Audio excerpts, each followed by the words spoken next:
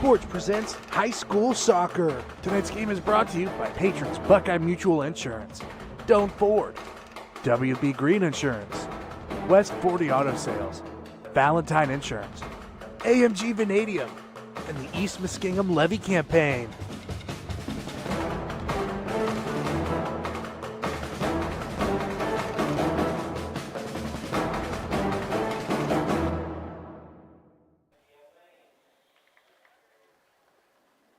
Good evening and welcome to Coshocton, Ohio, Stweart Field for tonight's Division District Final game, Division II District Final game between John Glenn Little Muskies and the Dover Tornadoes. I'm John Valentine, and a sidekick with me tonight is Mr. Dave Hilliard.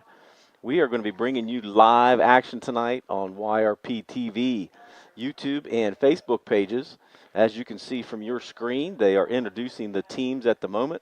We are lined up and ready to go as a rematch from earlier this year, Dave. A rematch that went John Glenn's way 2-1 at the beginning of October. So kind of started off the month with a game with Dover. Now they're basically almost ending the month with a game with Dover. And that was a pretty close ball game for them, 2-1. And although I think John Glenn is maybe a little bit different squad right now because right now, Zeminski has just really taken over in the last couple of weeks. She's, what did she tell me, 14 goals in the last. Yeah. She had a hat trick the other night in their game prior to this one. Yep. So, I mean, they made some adjustments. I was reading an article in the paper today, as a matter of fact. And, yeah, I still read the paper. So, yeah. But now they made some adjustments there with a couple regular season games left. And, I mean, that takes a lot of nerve as a coach to change things up. But they've created more opportunities for her, and it's really paid off. Yeah, and as you know, as a coach, too, you've got to be able to make some adjustments as you go. If you're not getting the results you're looking for, if you've got a weapon like Riley Zeminski, the quickest, most athletic player on the field, you've got to utilize her skills. And she's not a very selfish player. She will dish the ball around, but, man, when she can get down that field and get a chance to score, you got to give her the ball. So they have certainly made an opportunity. The last couple of games to be able to change it. As you mentioned, 3 goals the other day against Riverview. Against Riverview. Yep. She had 5 goals against Steubenville, for goodness sakes. So she's been on a tear. As you mentioned, 14 goals in the last 4 games. She is, incidentally, ranked number 3 in goal scoring, 29 goals. She's number 3 right now in the East District. She's listed as number 10 overall in the entire state in Division II. And that's, again, 14 goals in the last 4 games. She is certainly a difference maker. She's not the only weapon that the John Glenn Little Muskies have. Becca Spawn has 14 goals on the season. She's next in line with 32 points overall, and she is a force to be reckoned with, too. But as you said, a rematch from earlier in the season. Both teams are totally different coming into this game. Yes, they are. But they are familiar with each other. And let's talk about the other factor that can sometimes happen in these soccer games this time of the year.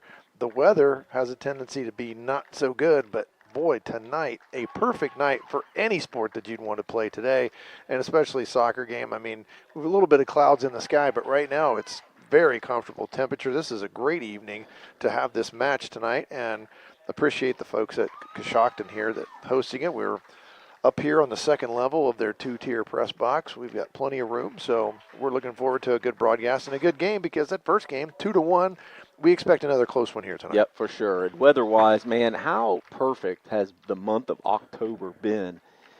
I know you've got some rounds of golf. I played golf today, my man. You're playing every day, for goodness sakes. But some of us don't get a chance to do that all the time. But I played a lot this month. It's been perfect weather for high school football. And now we get to broadcast a soccer game in the same weather. This is, as we mentioned, the district final game. The winner of this game will take on the winner of the number 1 seed, West Holmes, taking on the number 10 seed, Zanesville, also playing tonight. The winner of this game will face the winner of that game here back at Stweart Field next Tuesday. Going to have to skip trick or treat, come back and watch the game. Or if John Glenn's here, then you can catch us live. Exactly. Once again. There you go. So we're going to take a couple minutes to step away while we address our national anthem. We will be back with you momentarily. Thanks for joining us on ABC Sports.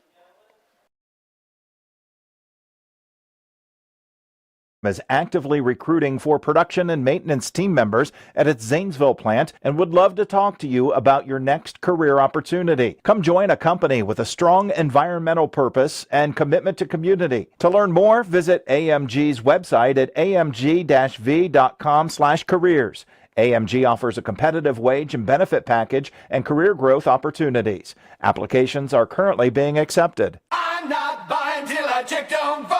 Most of us are faced with uncertainty every day. Your job, your finances, sporting events, schooling for your children, and so much more. With so much uncertainty surrounding you, there's one auto dealership that you can be certain about, and that's Doan Ford. You can be certain that you'll always get a great deal and the best service afterwards. In business for nearly 60 years has given Doan Ford the reputation of being a strong, reliable dealership. Be certain. Choose Doan Ford. Online at doanford.com. Hello, Muskie fans. This is Greg Millison, former choir director and local business owner, reaching out on behalf of the East Muskingum Levy campaign. We have 2 operating levies on November 7th ballot, and it's imperative that both levies pass. One is a renewal of the emergency operating levy, originally passed in 1993, and the second operating levy is replacing the expiring bond and maintenance levy. Voting for these levies will not increase your taxes. East Muskingum Schools has a strong legacy of success as our students excel in and out of the classroom. Please help us maintain the current level of programming and staff to meet the needs of our students. On November 7th, your vote for both levies will make a difference. Let's stand together in support to continue providing opportunities for our students as we make an investment in the future. For additional information, visit our website, www.emlevy.com. Paid for by the East Muskingum Levy Campaign, Lance Bennett, Treasurer. Now located at 16050 McConnellsville Road in Caldwell, Ohio, Patrons Buckeye Mutual Insurance Company is a mutual insurance company established in 1896 for the purpose of providing insurance coverage to rural Ohio. They offer a product to meet your insurance need, whether it's for a farm, rental dwelling, home in town, secondary or seasonal dwelling, churches, or mobile home. They partner with Grinnell Mutual Insurance Company from Iowa to offer liability coverage to package with their Patrons Buckeye Mutual policy. Call today, 740-305-5121, and follow them on Facebook at Patrons Buckeye. Welcome back to Coshocton, Ohio, Stweart Field for tonight's District 2 Division 2, I should say, district final game between the Muskies and the Tornadoes. Starting lineups tonight for your John Glenn Little Muskies. We have freshman number 4, Ellie Sterrett. We have sophomore number 6, Estelle Matheny. Senior number 8, Captain Avery Vasco. Number 10, junior Riley Zemensky.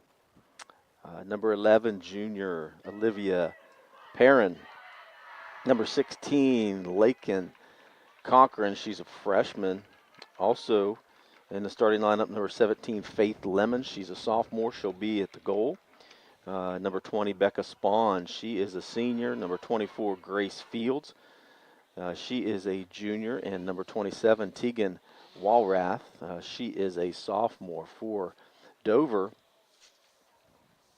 Dover will be in white on your screen tonight. Little Muskies in the maroon.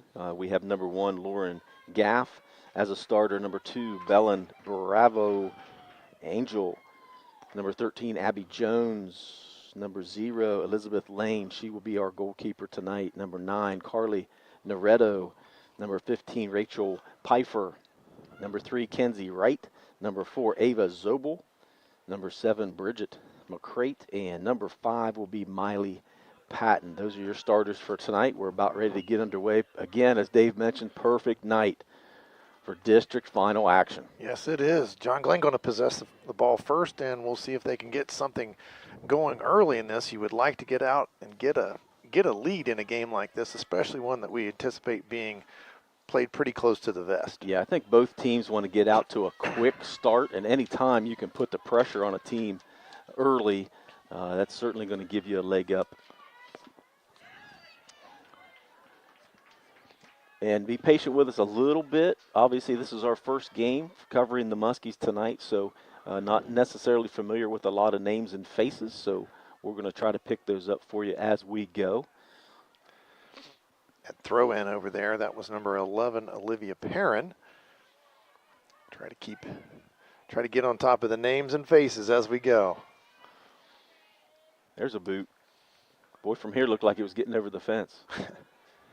Not much room outside of this playing surface here, and I don't even think I would consider that a shot on goal there, as it was handled easily. That's correct. I think this might be year 4, maybe 5 for the new turf here at Stweart Field. It's one thing we're not going to worry about the weather. I mean, this field looks fantastic to begin with, but no rain, and the wind's kind of calmed down. It was a little windier earlier in the day. Affected a couple of my T-balls today. Oh, now I know better than that. Jody took care of you, huh? Yeah. She beat you tonight? You know she did. Tonight's broadcast, a couple of our sponsors while we're watching the action: AMG Vanadium, Patrons Buckeye, Mutual Insurance, Doan Ford, and Valentine Insurance bringing you the action tonight. Ball controlled by the Muskies on the defensive end.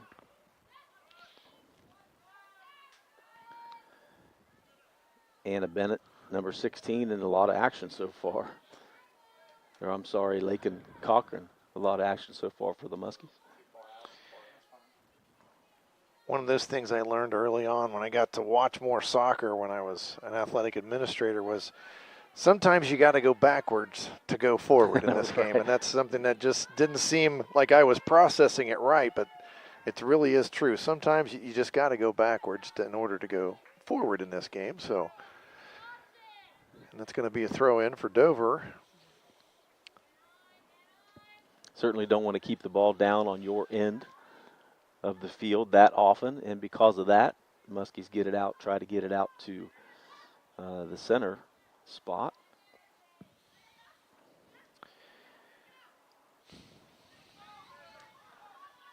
Pretty good defensive struggle so far. Dover's just keeping the pressure up here. As I said, both teams want to get out to a quick start. It just puts your opponent behind the 8 ball early. And Dover's not a high-scoring team. Their leading scorer, Carly Loretto, 22 points on the season, but only 10 goals. And she's the only player on the Tornadoes team to have double digits in goals scored.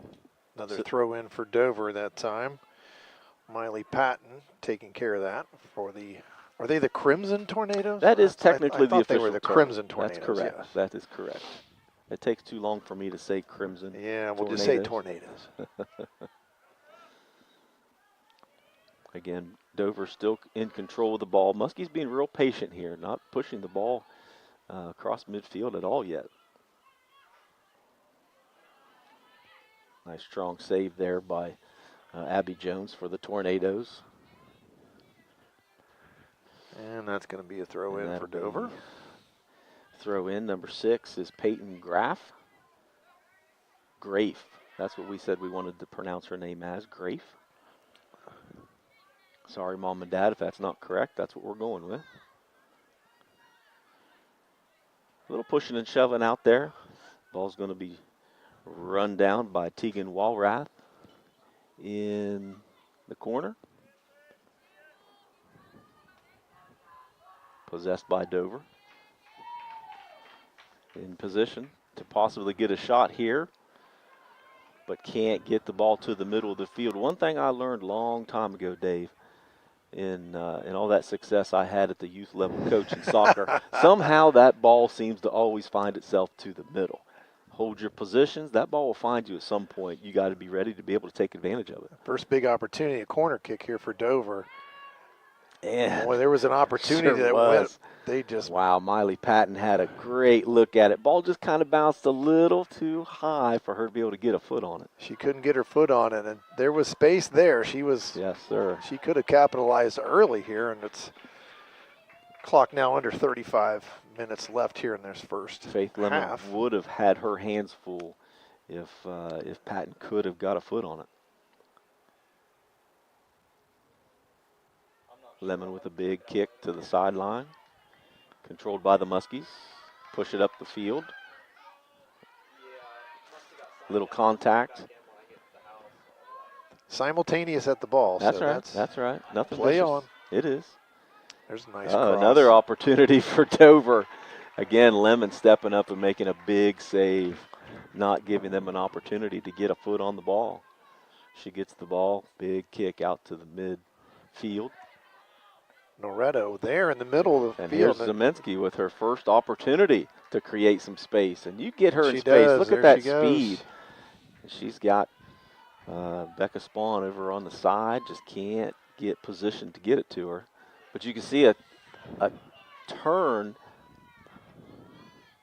in the aggressiveness on the Muskies just like that to be able to get the ball on Dover's side. Just hadn't been able to so far, and that was their first really good opportunity. Dover playing pretty good defense, not giving them a lot of opportunities here. Zemensky, as you can see, so quick, but strong enough to be able to force herself to be able to control that ball. Now Muskie's in a good position here. Obviously, she's going to draw a crowd every time she touches the ball tonight. No doubt. So she You will might see be, plenty of white shirts on her all night. I think she might end up trying to be more of a facilitator instead of a goal scorer. So we'll see how that progresses. So far, trying game to save goes her, on. trying to save her legs a little bit early in the contest. Ball controlled by Dover. Zemensky putting some pressure on Peyton Graff. These rosters not being in numeric order makes it a little tougher to be able to track these girls down. But we'll get her.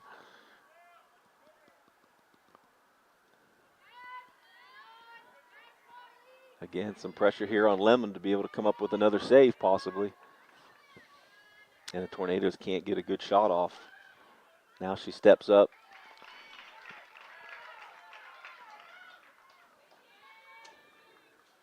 She's been active tonight so far, early in this contest. 32-13 left on the clock here in the first half. As Dover pushes the ball up the right side.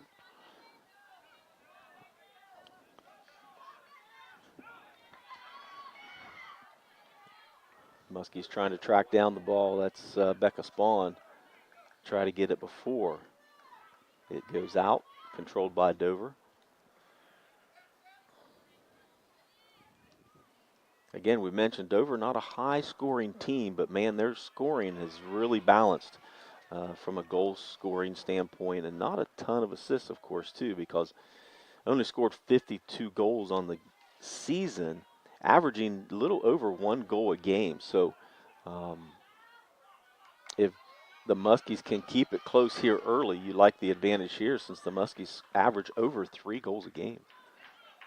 There was a chance there. She was trying to get it centered to Zemensky, and now she's got her foot on it. She does get a shot. Managed to get that in the direction of the goal, but not much on it, so that was a pretty easy save. Elizabeth Lane, your goalkeeper for the Tornadoes. Big kick.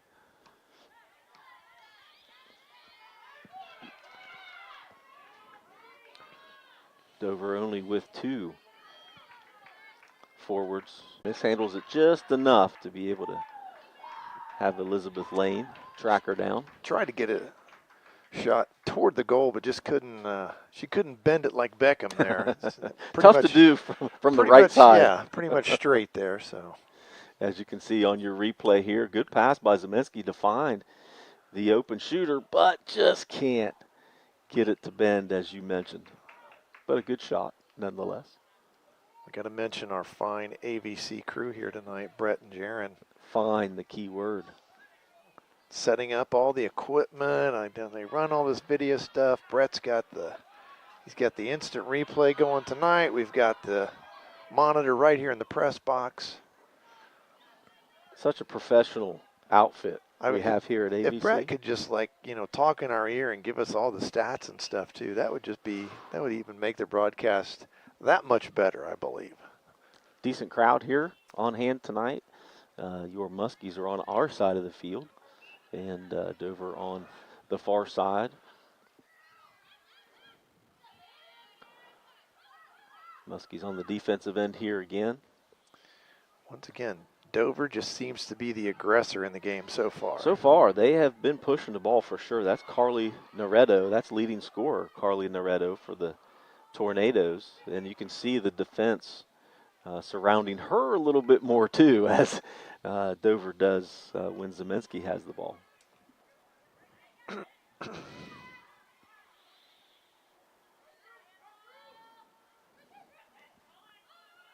Another kick.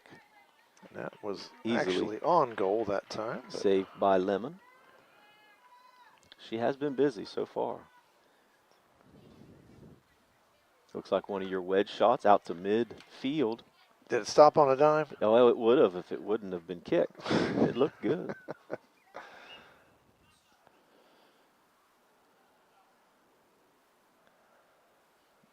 Official kind of redirecting the Yes. throw in here. I thought we were going to have a timeout on the field, but he says, nope, toss her in again, ladies.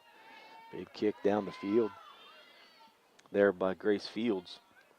Gives the Muskies an opportunity. A little header there, two header at the same time from both teams, for goodness sakes. It looks to be in possession of the Muskies. Give them an opportunity here. They're going to. That was a foul on Dover on that particular play. So Zeminski going to get to try it from about 40 yards out. Boy, and she hammers it She home. hammers Look at it. this, just off the uprights. Did that go through the uprights? Is that worth three for hit soccer? It hit the crossbar, and since he's a soccer player for John Glenn, I've got to mention it. I broadcast the Maysville John Glenn football game, and Will Nikolazakis, who had 32 goals for the soccer team at one point there. He might end up with more on the season, but he kicked a 41-yarder on the last play of the game that hit the crossbar and went over for the game winner. Muskies start their tournament run this week. You will have the call for that all the way up in beautiful Bell Fountain. Yes, Ohio. tomorrow night. Muskies pushing the ball, or I'm sorry, the Tornadoes pushing the ball. And that's Abby gonna be a Jones, goal kick. She's been pretty active for the Tornadoes so far.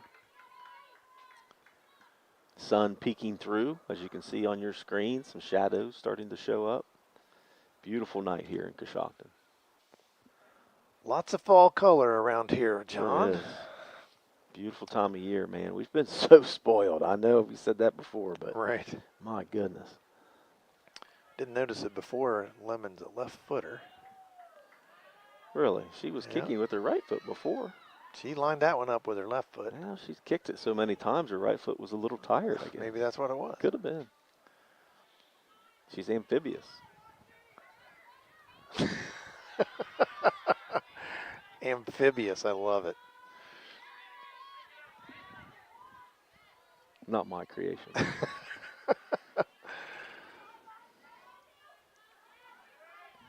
Again, To the Dover late- just a little bit more aggressive right now. The late, great Donnie Baker was amphibious. He Was could throw amphibious. strikes from both sides.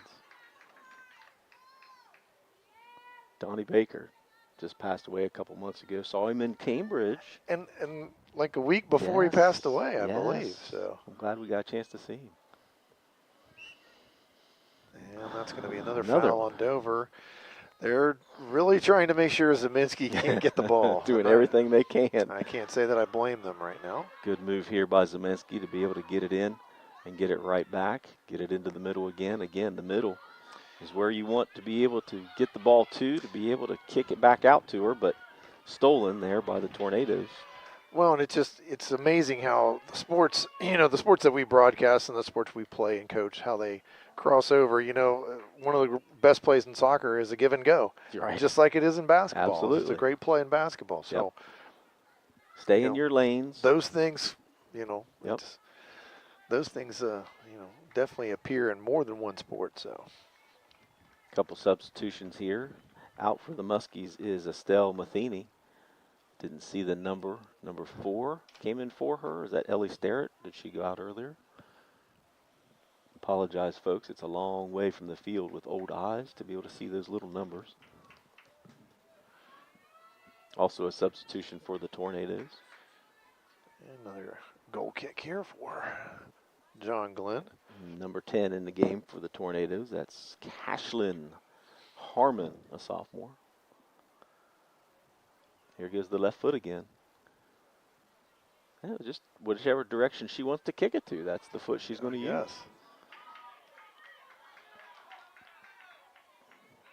Man, Lakeland Cochran has been busy for the little Muskies.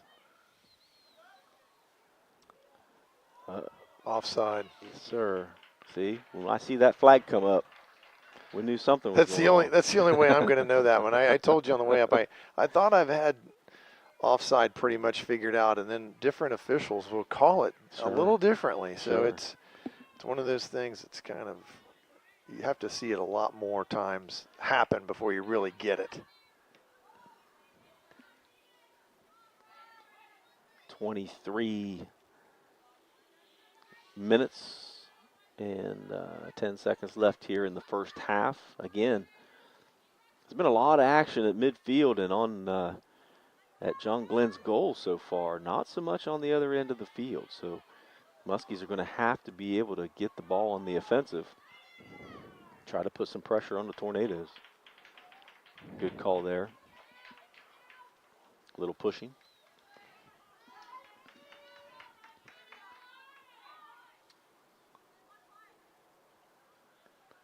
Just about halfway through the first half here, and really neither team has had that many opportunities to score. Muskies do have the pressure on it here. Jillian And Sowers in the Here corner. might be one of those big opportunities. This will be a corner kick for John Glenn. And that's number 19, Anna Bennett, with the corner kick. See what the Muskies have lined up here to be able to get an opportunity to shoot the goal. And she's a lefty, it looks like, as well. She's going to bend this one around. Little header in the middle. Nope. There's Stopped by Zemensky. Zemensky. Off the shin. Maybe she didn't get a. It was almost a swing and a miss there from Zemensky. So Yeah, it's hard to time that up sometimes Yeah. when it takes a big hop like that, especially off the turf field.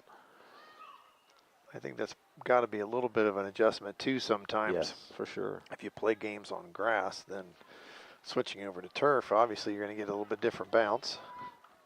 A couple more substitutions for the Tornadoes.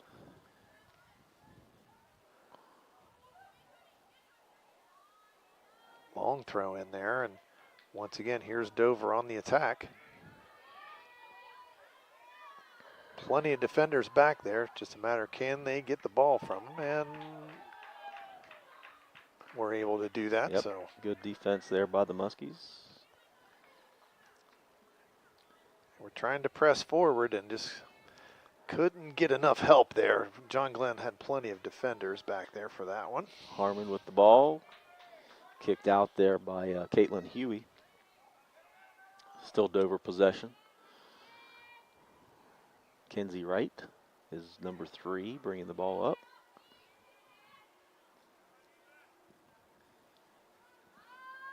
Loretto, has she had a shot on goal yet? I don't believe so. They're trying to get her in position to do I that had her now. with one shot. Did she? With one Okay. shot at it, yeah. And there she is, controlling She the and ball now. McGrath each have, or McGrath. I'm trying to get that straight here. Nice steal there by Zemensky. Boy, 4 white jerseys on her as she tries to dribble up the field. One sport I'm really glad that I did not participate in. I would be a mess out there. I mean, you have to be in pretty good physical condition to be able to run up and down this field all night long. Well, sometimes you see some kids that if they try to do a double sport in one sports season, the double will be soccer and cross country because they have the conditioning down for both of those. More power to them. Yep. No thanks. I'll stay up here. Again, another steal by Zemensky. He's got it up the left side. She doesn't quite have the help that she needs, though Jillian Sowers is out in front of her. And you can just see the fatigue set in with several of the girls as they're moving the ball up the field. Halfway through this first half, still no score in this one. We are official on our side of the field, but he hasn't had a chance to do much down He here, has hasn't he? really done very much. It's been our center official and then on the sideline, on the far sideline. Good save there by Tegan Walrath to get the ball away from the scoring threat. However, Dover just keeps pushing the action.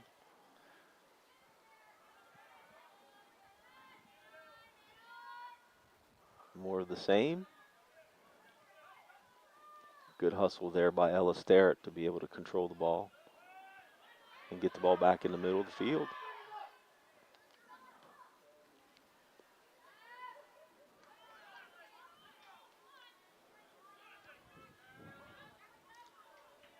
Nice play there. Yeah, sure was. That's Olivia Perrin.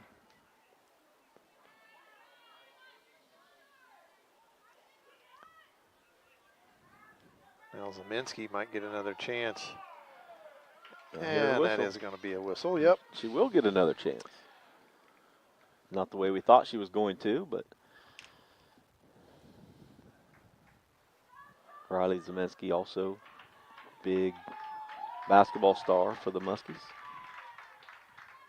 Looking to have a injury-free season for once, for goodness sakes. The poor girl's been hurt every season. Hasn't finished a basketball season yet, I don't think.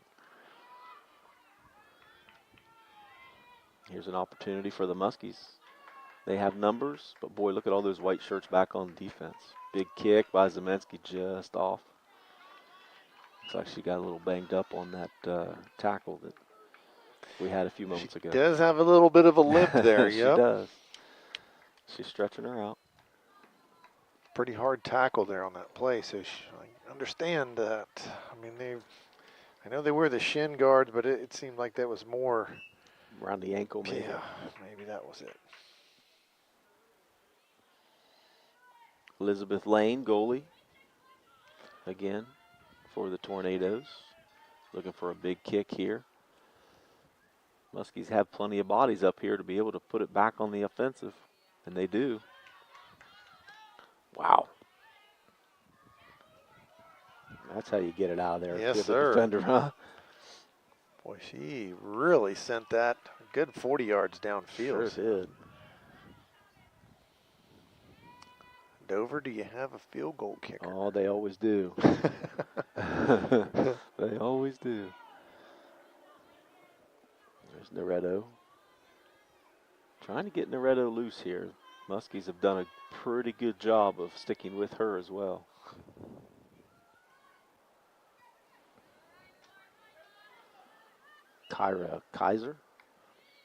Kira, now that I look at my pronunciation sheet. Yeah, good job by her just getting her foot on it, getting it Yes. out of the playing area, because she really couldn't control the ball, and she had a Dover player right on her heels. So good play there to create the throw in.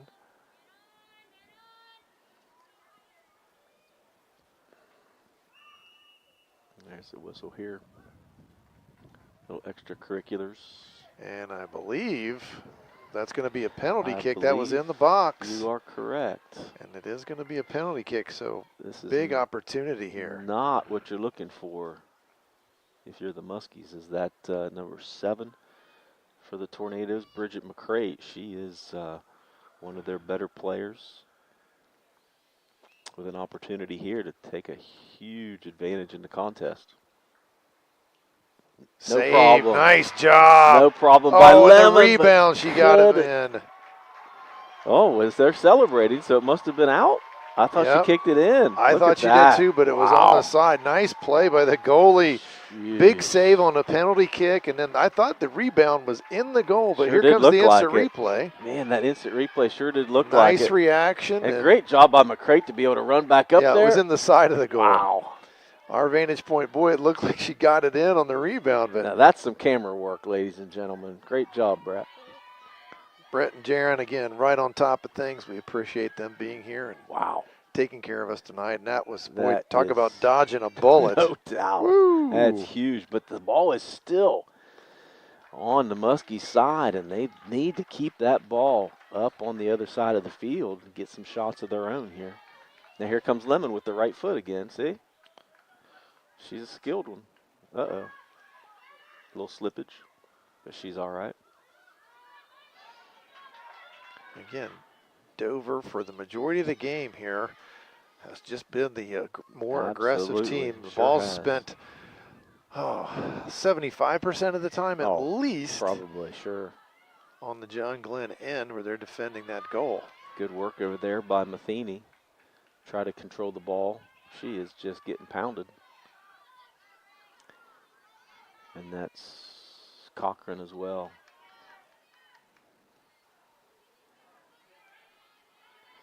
As you can see, just not any maroon jerseys down here on the offensive side. So if they're saving a little bit of that energy, trying to get the Tornadoes a little tired, but you can see the Tornadoes are subbing regularly, try to keep those legs fresh with that ball. They have been on that rotating the side. players in, Yeah. exactly. Man, you keep them fresh.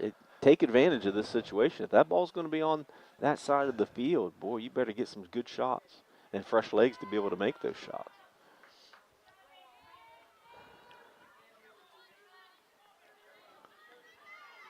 Controlled by Pfeiffer. Nice steal by Zemensky. Has an opportunity here. She's got Spawn out in front. If she could get her a look. Great job. It's taken back by Dover, and here they come back on the attack.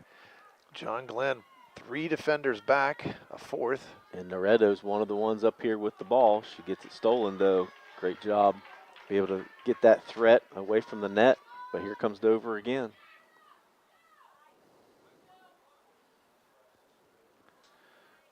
It's a good job by Olivia Perrin there on that steal down there on the defensive end for John Glenn. Little push there on Noretto. Looks like they're going to get a corner kick. He's saying no, nope. He's got a spot here. Yes, just outside the penalty box. That lucky was for John Glenn. It really was not lucky. inside the box Wow. again. Look, it's right on the line, for goodness sakes. I think that was a favorable spot. Still. Again, opportunity for Dover. Darn right. This is still a lot of pressure here for Lemon to be able to make another play. Kick. Almost a bicycle kick. She just didn't leave the ground. Controlled still, though, by Dover. Nice job finally getting the ball out of there. Yep, Fields with the big kick to get it out the first time. Now controlled by the Muskies. At least they have a chance to set up a play. And Lemon smartly lets it go. Nice job there. 11:47 here and counting. In the first half, another substitution by Dover. Looks like Abby Jones back in the game. She's going to the left foot this time. At least that's what she's looking like All here. right. Nope. Nope. Just a little. Dover has just been relentless with this pressure. Zemensky with the header. Swing and a miss. Bravo. Angel has been aggressive here, too, on this offensive end for Dover. And the throw in just going to go out of bounds.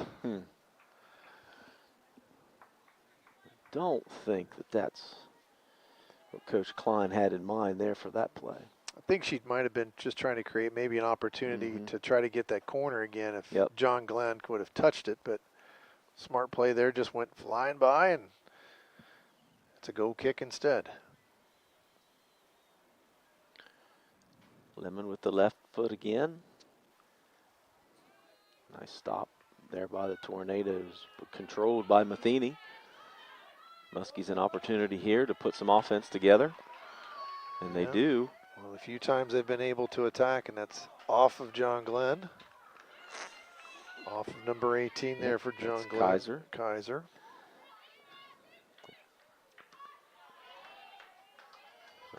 Here's an opportunity if they can control it. Just can't spawn, just can't get there quick enough. Dover defense pretty quick to get to the ball.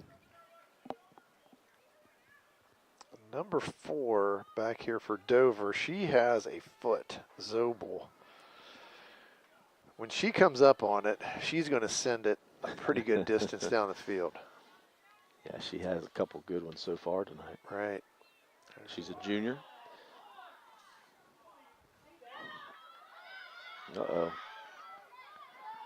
Collision. Whistle. Advantage Muskies. Good call there. You saw Feller. A little bit of pressure. to be able to cause that collision.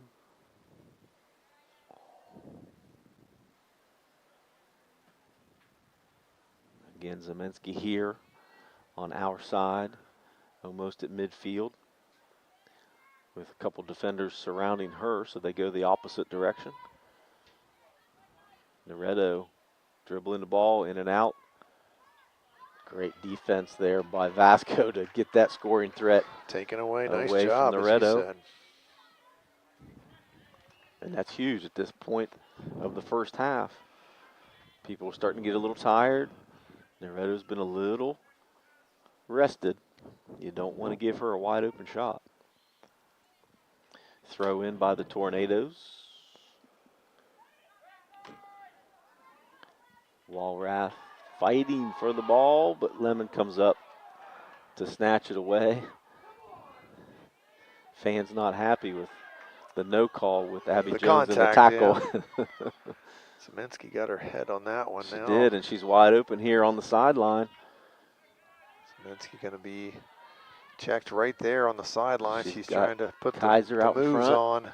A nice cross there, just nobody home for John Glenn. And it'll still, Muskies will retain the ball. An Zemensky. opportunity here on the offensive end, Dave. There was that chance for Zemensky. She was trying to create for her teammates there. She crossed it, but just nobody home where she had that cross laid into. And Great job by Bravo Angel to be able to get that steal. here comes Dover again. Nice pass by McCrate to get the ball forward.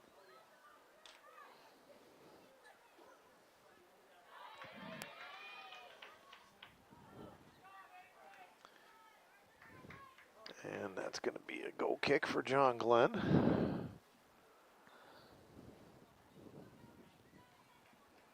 We are high atop Stewart Field tonight, buddy. We are in the upper deck of the press box.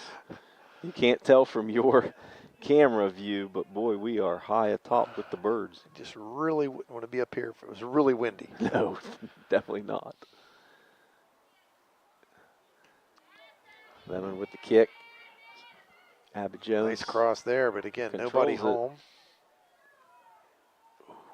A little dangerous for Lemon to go chase that ball over Yeah. there and leave that goal unattended, but Sure was. she hustles after it and is successful. And with a couple jerseys down there.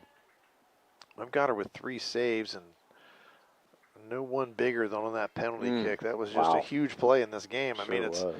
we've got no score, and that very well could have been, you know, the way Dover's been aggressively playing offense, and then, you know, it's defensively they've done a nice job of not getting John Glenn any opportunities. That might have been enough to do it for him.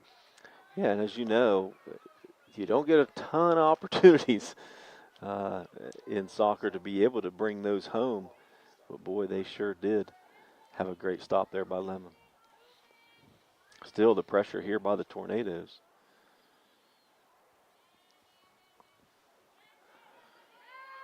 There's a kick on the goal by Loretto. She hasn't had a lot of opportunities, so she's getting anxious. Good stop by Lemon, good kick to get it out to midfield. Still knocked down and controlled by the Tornadoes. They have been really good on the defensive end tonight for sure.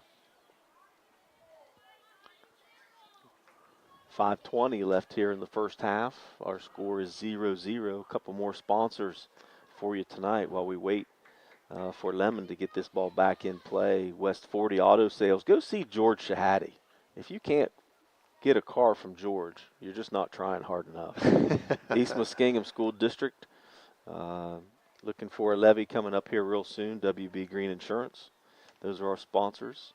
The rest of our sponsors, at least for tonight. Nice job by Grace Field to be able to get that ball at least to midfield, to the center of the field, but that Dover defense just is relentless to keep it up and give their forwards a chance to score. There's a cross and No another whistle. chance. Just good play down there. Good, Yep, good good bump. aggressive play from both sides. That's right, little bump, but no foul.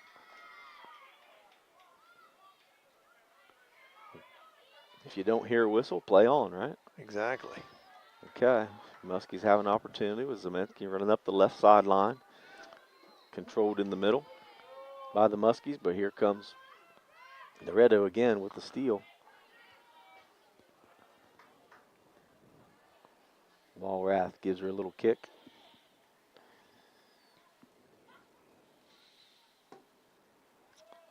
To the sideline. Ball in play.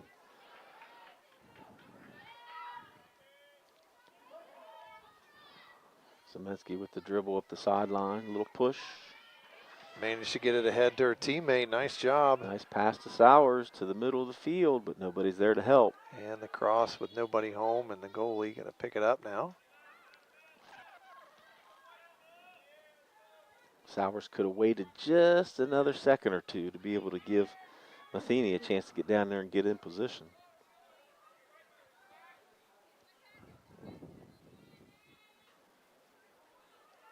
Loretto's pretty quick down that sideline, isn't she?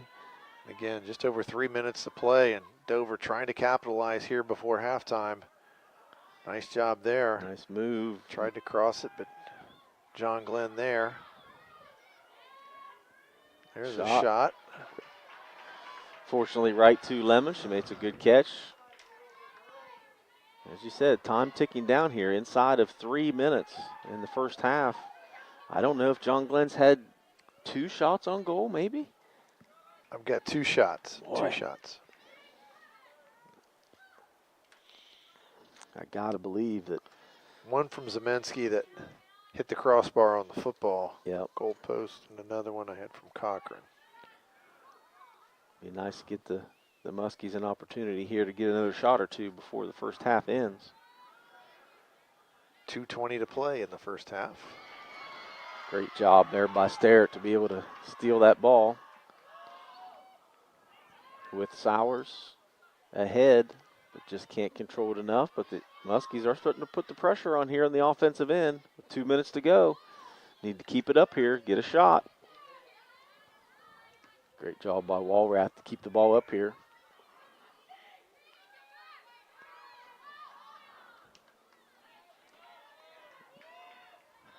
Olivia Perrin has been crucial on that defensive end tonight. Yes, she has. Getting that ball back over across midfield. Nice ball movement there by Loretto. Again, nice defense there that time. Now that one did go over the fence. Grace Fields Big in there leg on that by play. Field. 1:20 left in the first half. You just don't see the clock stop very often in soccer. It's when there's a goal, when there's a injury or penalty kick. That's about it. Yep, that's right. Well, they got a minute to put some pressure on here. Gets it to Zemensky in the center. She makes a good move, creating some space, dribbling the ball. Boy, she's got defenders all over her. No whistle there. Fans are not. There was a happy whistle. Yeah, about he that. did. Oh, he did he? call the foul there. Okay, Yes, there he it did. is. So he put his hands up like, what do you want me to do? I blew the whistle. Zemensky with a shot. She gets tackled. No call. 30 seconds and ticking. Really, I think both teams probably going to be happy. At least John Glenn's going to be happy to get to the locker room here. And Dover's in no hurry to be able to put this ball back in play. Right. The tie at this point. And as you said, the big leg of Zobel gets it out of there. But the Muskies do have an opportunity here for one last shot. And they're not going to get it. And that's going to end the half right there. So that's your first half action, boys and girls.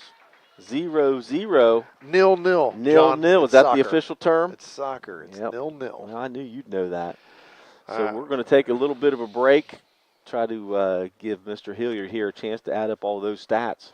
We'll come back and be back with you for the second half action of tonight's Division II District Final between your Lady Muskies and the Lady Tornadoes. Back with you in a moment.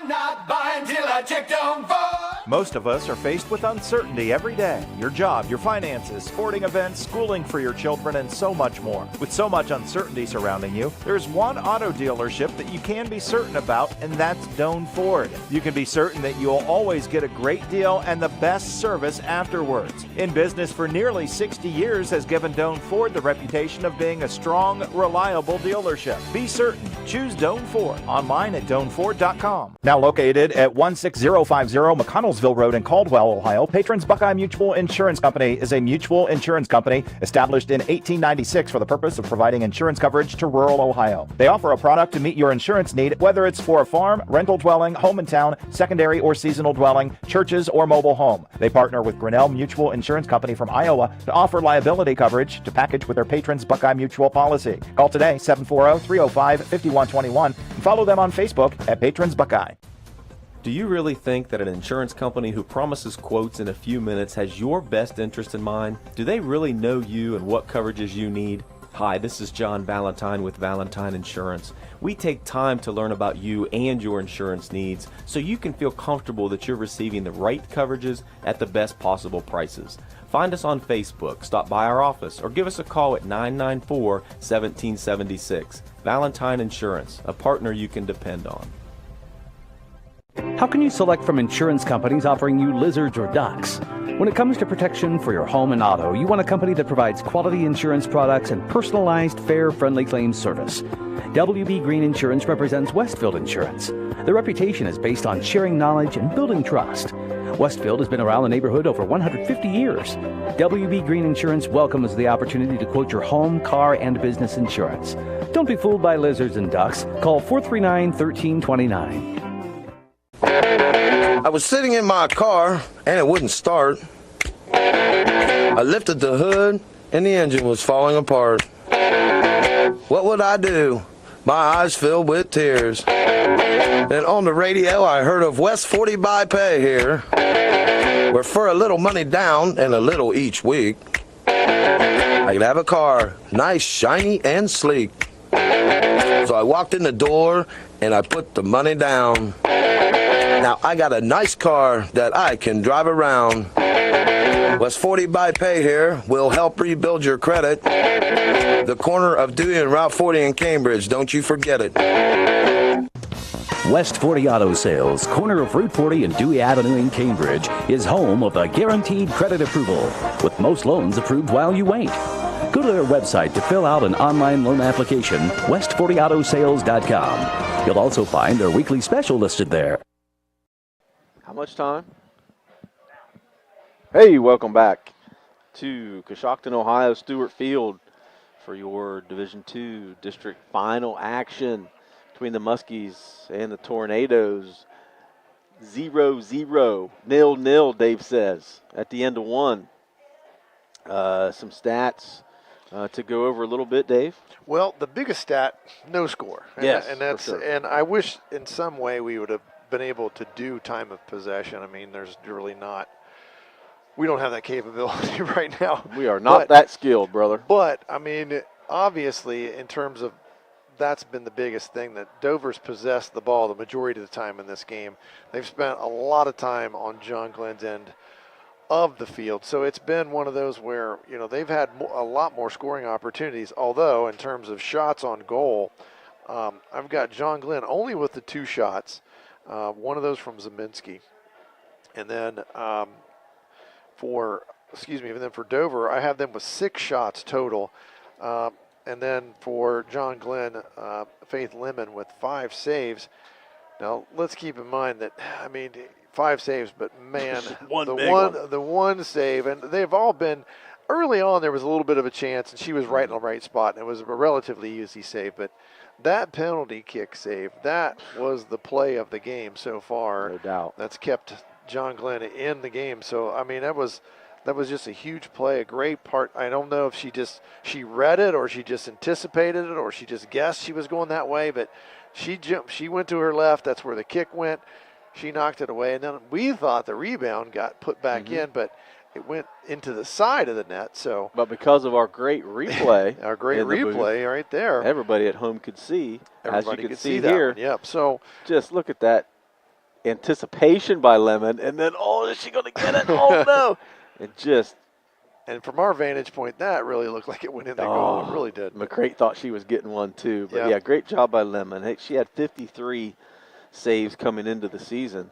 On the other end, as you mentioned, John Glenn, only with 2 shots on the goal. Elizabeth Lane, 126 saves coming into the game on the season. So she's pretty tough back there. They only give up a little over 1 goal a game.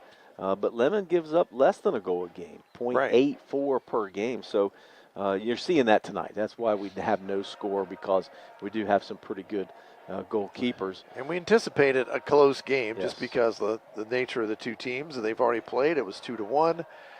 So we're anticipating. It's going to be close to the vest. You're not going to get many scoring opportunities, and if you get a good one, you're going to have to capitalize. And fortunately for John Glenn, great goalie play there from Lemon. She just denied Dover on the penalty kick. And, boy, I know that's just one of those. I mean, there's so much pressure on both sides in that situation. I mean, the person that's taking the kick and then the goalie, just so much pressure. And it just seems like in some instances there's a little bit more pressure on the person that's taking that penalty kick, because the goalie, you're pretty much put at a disadvantage. Yeah. If you make a save, hey, you just saved us, but at the same time, if you don't make the save, well, it's okay because it's a penalty kick. They're supposed to convert those. Right. So, just a great play, and that's going to keep our score at no score. So, hopefully we'll get something done. We don't want to see extra time tonight. Well, I'm sure the folks at home would love to see that, but the folks in the booth, well, they would love to hear us. I'm sure that much longer. That would probably not be the case. You're listening to District 2 district final action between the Muskies and the Tornadoes. The Muskies, the 2 seed, the Tornadoes, the 3 seed, worked out just the way that we thought it would. The winner taking on the winner of West Holmes, who's the 1 seed, and Zanesville, the 10 seed, following our game tonight. We're going to step away once again. You're listening to high school soccer on AVC Sports. Are you looking for a career path with a growing company? AMG Vanadium is actively recruiting for production and maintenance team members at its Zanesville plant and would love to talk to you about your next career opportunity. Come join a company with a strong environmental purpose and commitment to community. To learn more, visit AMG's website at amg-v.com/careers. AMG offers a competitive wage and benefit package and career growth opportunities. Applications are currently being accepted. I'm not buying till I check on Ford. Most of us are faced with uncertainty every day. Your job, your finances, sporting events, schooling for your children, and so much more. With so much uncertainty surrounding you, there's one auto dealership that you can be certain about, and that's Doan Ford. You can be certain that you'll always get a great deal and the best service afterwards. In business for nearly 60 years has given Doan Ford the reputation of being a strong, reliable dealership. Be certain. Choose Doan Ford. Online at DoanFord.com. Hello, Muskie fans. This is Greg Millison, former choir director and local business owner, reaching out on behalf of the East Muskingum Levy campaign. We have 2 operating levies on November 7th ballot, and it's imperative that both levies pass. One is a renewal of the emergency operating levy, originally passed in 1993, and the second operating levy is replacing the expiring bond and maintenance levy. Voting for these levies will not increase your taxes. East Muskingum Schools has a strong legacy of success as our students excel in and out of the classroom. Please help us maintain the current level of programming and staff to meet the needs of our students. On November 7th, your vote for both levies will make a difference. Let's stand together in support to continue providing opportunities for our students as we make an investment in the future. For additional information, visit our website, www.emlevy.com. Paid for by the East Muskingum Levy Campaign, Lance Bennett, Treasurer. Welcome back to high school soccer tonight on YRPtv, on Facebook, and on YouTube. Check us out there for all local high school action, carrying football games, basketball games, maybe some baseball games this year. Volleyball. We've got volleyball coming up. Yeah, I'll be on here Saturday for some volleyball action. A lot of stuff going on. Your sports leader in Guernsey and surrounding counties. Tonight, 0-0, getting ready to start the second half here with the Muskies and the Tornadoes. Just looking over the schedules, the Muskies coming into tonight 14-4-1 on the season. Dover 12-5-2 on the season. As we mentioned, they did meet head-to-head back on October 2nd with John Glenn coming away with a 2-1 victory. They do have a common loss on an opponent, the number 1 seed playing after us. They both have played West Holmes earlier this season. Both teams coming away with a loss. West Holmes is the number 1 seed. John Glenn lost to them 4-1, and Dover lost to West Holmes 3-1. So West Holmes certainly earning that. They're the 1 seed, John Glenn the 2, Dover the 3. Coach, what do you think we have to do here if you're John Glenn to be able to make some adjustments and come out with a W tonight? Well, just looking at John Glenn's alignment, they have been more aligned defensively, and rightfully so. I think Dover's probably been able to put more pressure on than they would like. So they've been more in a defensive alignment. They're going to have to get Zemensky some help up front and actually get the ball on. They've got to get more touches. They just haven't possessed the ball enough to really create any good scoring opportunities. So they need to possess the ball a little bit more. And if they get an opportunity, they're going to have to capitalize. For sure. Second half action underway with the Tornadoes controlling the ball. And when you can see right away John Glenn being real aggressive on the defensive end to try to be able to put that pressure on and get some shots. There's Zemensky, great movement of the ball here. She's going towards the goal, being defended there by Kenzie Wright. Little give and go. Incidental contact there. Zemensky tried to get a shot, but there's your defender, Zobel, number 4 for the He did Tornadoes. call the foul there. It looks like he did. On Zemensky. So that'll be Zobel with the kick. She didn't quite get her foot into that one like she had on some of the other ones in the first half. So a little bit of a break for John Glenn.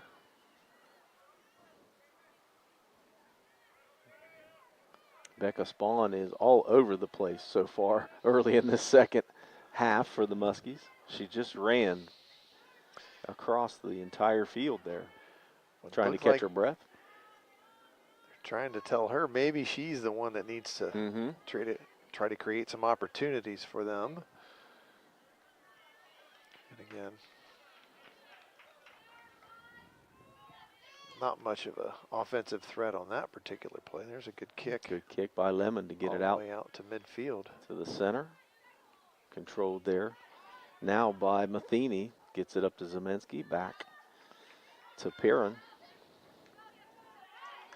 There's that give and go action again. And Stweart tries to control it. It just sneaks away from her control. So it'll be a throw in for Dover. She's a little frustrated with herself. A little bit. She wasn't able to control it. It had a little bit of speed on there too. She just quite couldn't time it up. No threat though, because it's controlled here by the Muskies. Big kick by Lemon, all the way out to the 50.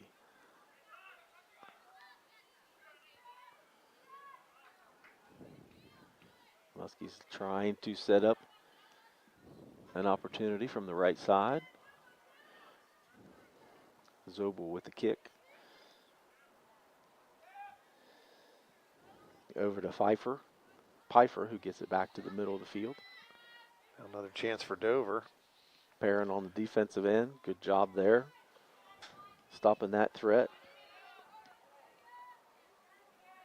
Again, with the stop. Up to Zemensky. Over to Stweart. Going up the corner. Up to Spawn.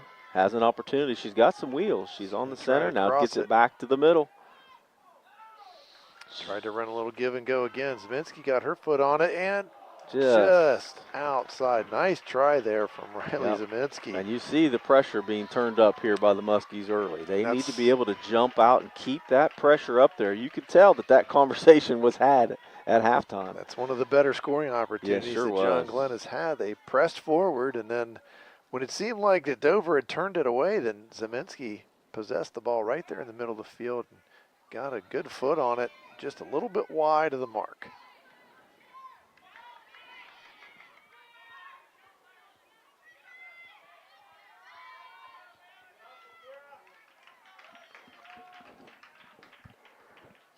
It's a throw in for Dover. I thought it might have gone off of Dover, but it went off the John Glenn defender. So throw in, and there will be another There throw will be in. another. Good news is she gets to do it again. She didn't have to run too far to go get it. She crosses. Back to the middle. Lemon. Grabs the ball. Another big kick. She's got a good leg to get it out to the middle. Controlled. I'm just wondering if the wind is favorable from that side of the field. I mean, we're pretty protected in here, so it seems like she's been able to kick the ball a little farther. Dover throws it in at the chagrin of the John Glenn faithful here below us. Disagreement for sure by the John Glenn fans. Nonetheless, Dover with control. Zemensky and Stweart trying to grab the ball back, and they do. And Stweart gets it into Zemensky. She's got Spawn on the left. Big kick over. The goal hits the goalpost. Boy, she has no trouble getting it there from wherever not. she's been on the field. And just a little bit high. So again, Zobel will bring the ball in for the Tornadoes. Again, she hasn't kicked it as far as she did in that first half. But this time she comes through. That's Big going kick. to roll all the way down inside the John Glenn half. It's going to be directed out of bounds, and that's going to be a throw in for Dover.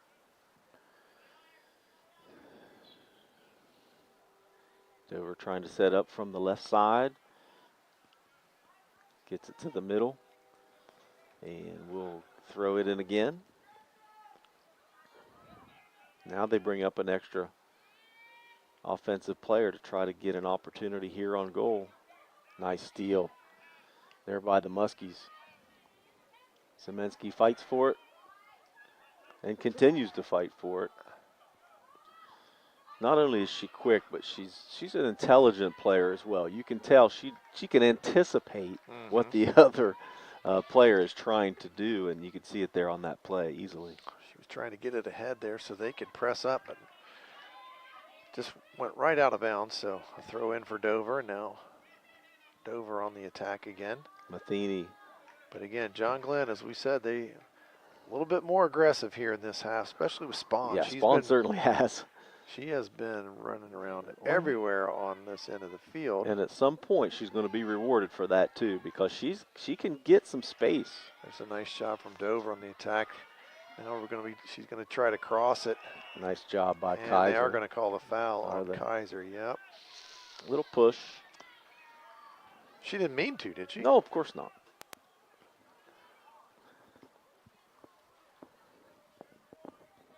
Nothing hurt though. Lemon paying attention, making sure she's got a good angle here. She's protecting that goal. 32-50 here in the second half.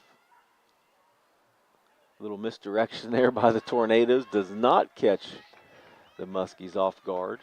They tried to set that up and get a shot on goal for number 5 there. Miley Patton. Miley Patton, the sophomore defender, listed on the roster, but she's trying to get a shot there. So it'll be Lemon. Setting up the play with the left foot. Tries to get it out to Matheny, but can't quite get it there. Good defense there by the Tornadoes.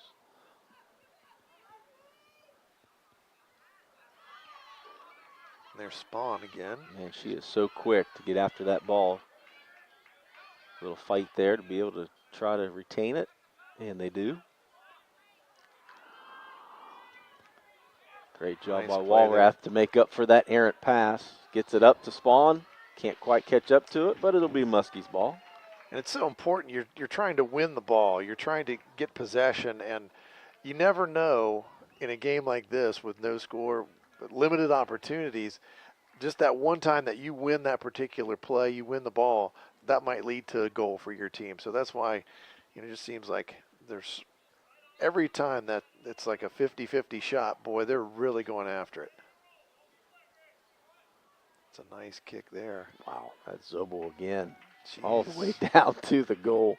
She has a nice foot, and she really laid it out there trying to give her team an opportunity there. Yeah, and she uses her head as well. And Zeminski up front again for John Glenn. Oof. And that's going to be a foul. It will. Matheny almost with the foot to the head. She was really lucky there that the Tornadoes did not follow through on that kick. Enough that they were able to retain the ball, though. So this will be Perrin with the kick. Another header there by the Tornadoes. That's Bravo Angel. Walrath trying to work on Noretto. And she does.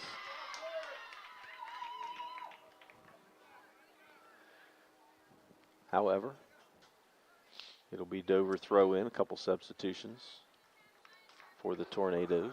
Out goes McCrate and looks like Noretto.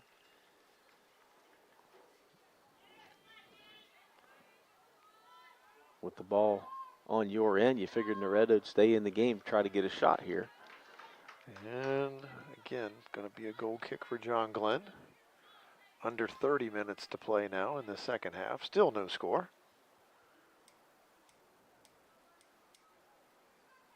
So Lemon lining up for a left-footed kick. She's looking, decides against it. Let's start the offense from here. Perrin with the ball up to Stweart. Defended there nicely by Patton. And that'll be a throw-in. Yep, a little aggressive there. That's Vasco, number 8, the senior.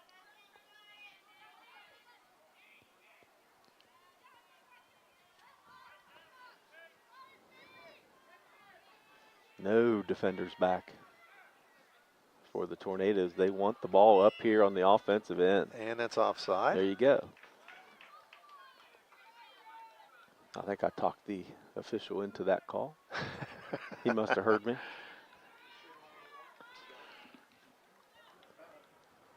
Muskies desperately need to get the ball on the other end of the field. Again, just a recap from the first half. The ball was on.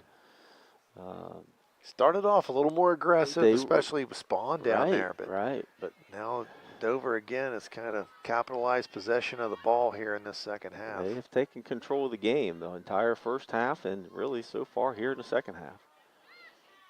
And they continue to pressure. And they will have a throw in. And they're going to bring a sub in. I did hear a whistle. Out will be Bravo Angel, the junior, and in number 7, that's Bridget McCrate. Quick break for her. It'll be a throw in. That's Pfeiffer.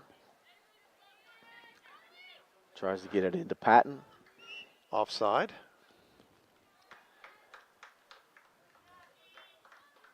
You're getting good at that, Dave. I'm getting 3 good. for 3. I'm getting good on it. Muskies almost with a little control. Careless down there. Yeah, that was got to be real careful in there. a little scary. That's a turnover that deep could lead to an easy opportunity. I'd say the Tornadoes came ready to play today. They have been tough on defense, and, man, they have just kept the pressure on the offensive end. They just have seemed to be the aggressor the entire game.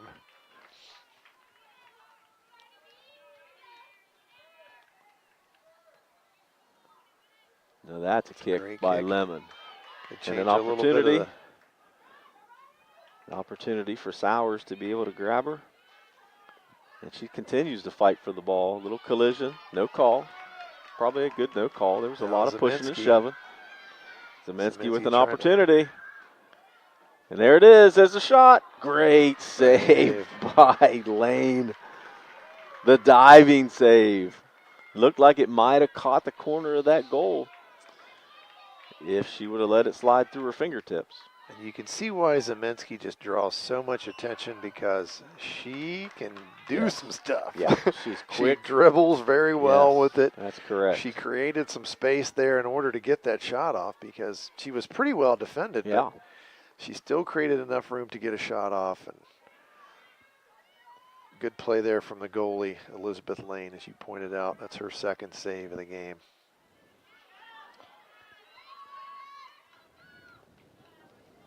And that's just going to be a throw in now. West Holmes team down here below us, I believe, in the red and blue. That is correct. They're going to play the second game here tonight. The Knights from West Holmes. Have you been to their gymnasium? No, I have not yet. We've covered a few games there the last couple years. It's the dungeon, as they call it. The dungeon, okay. I believe is what they call it. The entire walls, the inside walls, are all painted like a castle, like stones. Really neat.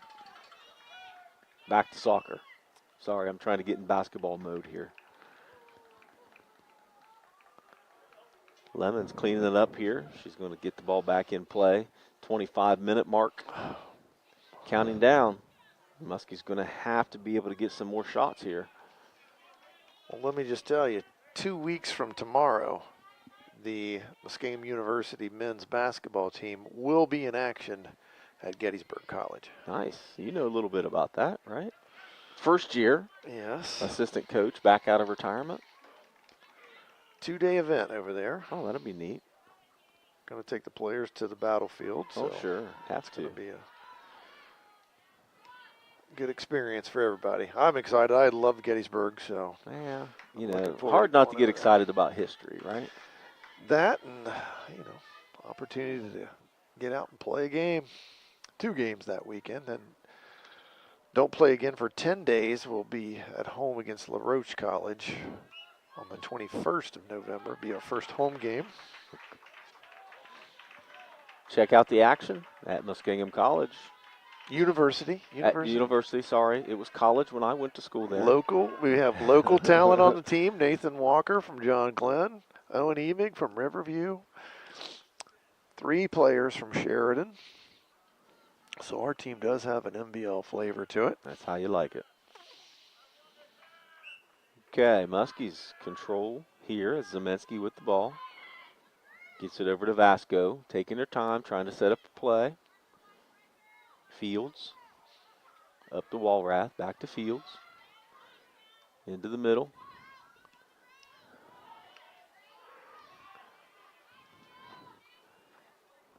That's Cochran, number 16. And Kaiser over there fighting for the ball. Walrath back to the middle.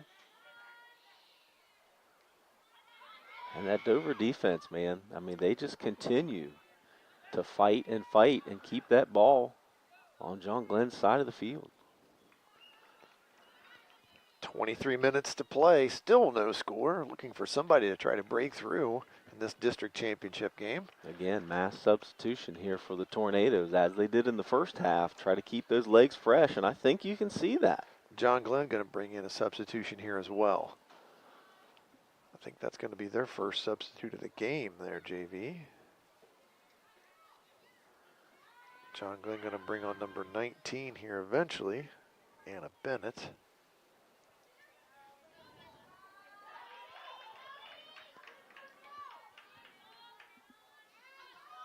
Nice job, way to fight for the ball there by Matheny. I don't know about that call. Looked like a clean play to me. But Noretto gets the benefit of the doubt. That'll be controlled by the Tornadoes.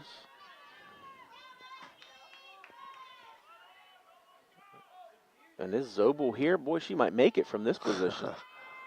She gives her a good run. Yep, she gave her team a chance. Thankfully, Lemon was paying attention because everybody could see that one coming. Nice kick there from Zobel. Yep. Trying to give her people a chance to get out there and maybe get a foot or a head on that ball and get it in the goal. Now we're under 22 minutes to play. Tick, tick. Dover throw in. Not controlled, so the Muskies get an opportunity and a whistle. I think they're bringing the substitution on. Okay. Yep. She was waiting long enough. And you said that was Anna Bennett back in the game. Yep. She's a senior. For Stweart. Midfielder for the Muskies.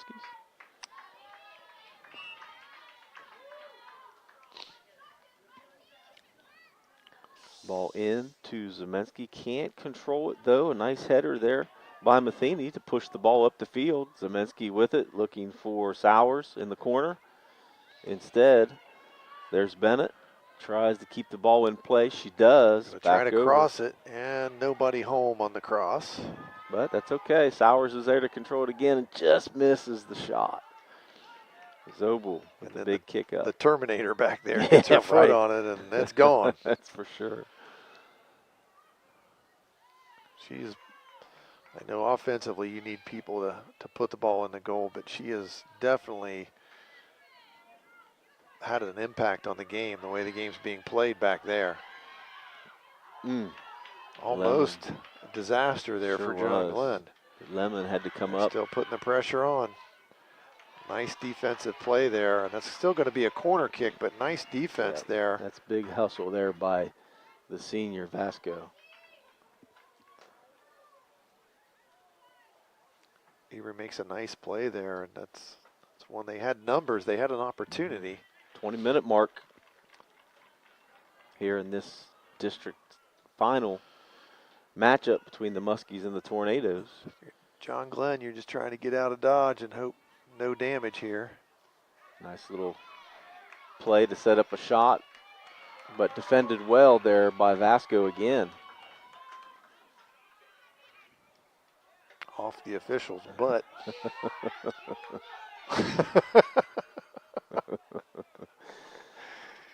No, you shouldn't laugh because I've done 2 football games on Friday nights where the umpire has been injured this season.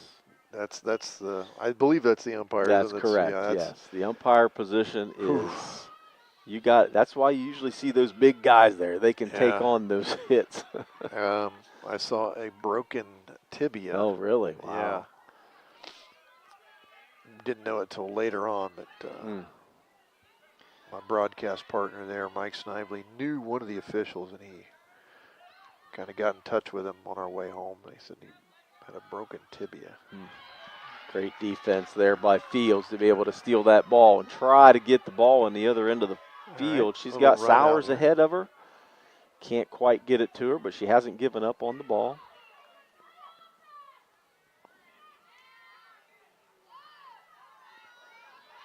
And just like that, the ball here comes Dover flips again. The field. Dover with the shot. Cross. Has an opportunity and just wide right. She had a golden opportunity. A nice cross there. She sure did. Number 18 from Dover. She was looking at an open goal. Wow. Ansley Boland, and boy. And that was a great pass, cross field to the wide open Boland, and had an opportunity and just let it slip, and she knows it.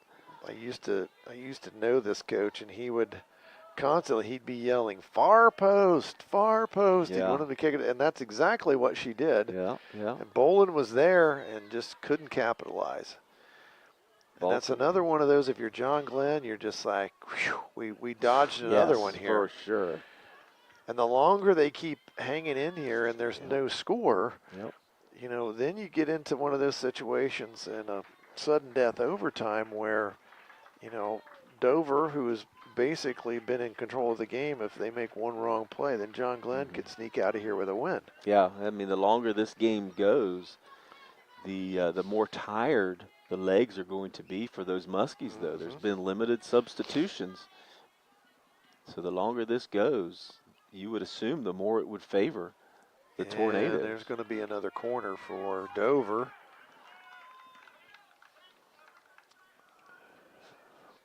And here comes Zobel again. Just under 17 minutes to play, and that's watch going to where be, she's at. You know it. She's been pretty dynamic. And this looks like Bridget McCrate with the corner kick. It is. The right footer puts it into the middle. She's got numbers. Bounces around a little bit. Lemon, however, fearless, comes up with the ball. Didn't quite get a shot on the Nope. goal, but bounced around like a pinball in Well, there. again, we've talked about this turf, man. That ball hits that turf. It's really tough to be able to control and judge where that ball's going to bounce. I mean, John Glenn has to go the other direction. I mean, it's just, there's a throw that they get up the field a little bit. Sowers with the ball. Szymanski, a little give and go there. Yep, and she's in the middle trying to get down the field to get in position. And that cross just out in front of her. Now Dover trying to get back on the attack. There you go. That's how you do it. That's Grace Fields trying to get the ball back on the offensive end. She does a great job. Just out of the reach of the Muskies. Again, Dover pressing forward, trying to create some opportunities, but ball going to be guided out of bounds there. Again, number 11. We've been talking about Olivia Perrin quite a bit tonight. She's been busy defensively. And that's going to be a goal kick for the Muskies. 15-minute mark. And yet the ball is still on the Muskie side of the field. Just hasn't left here It very just often, really JV. hasn't. My goodness. I mean, you got to credit Dover's tenacity tonight. They have been the aggressor from start to now for sure. You know, not only just on the offensive end, but really more on the defensive end. They're just not giving the Muskies a lot of opportunities.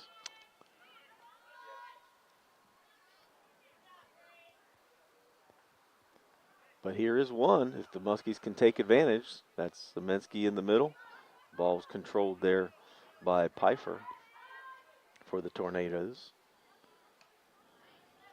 Nice job by Olivia Perrin to be able to stop that threat, get the ball back towards the middle of the field. Again, she's in position to start this break.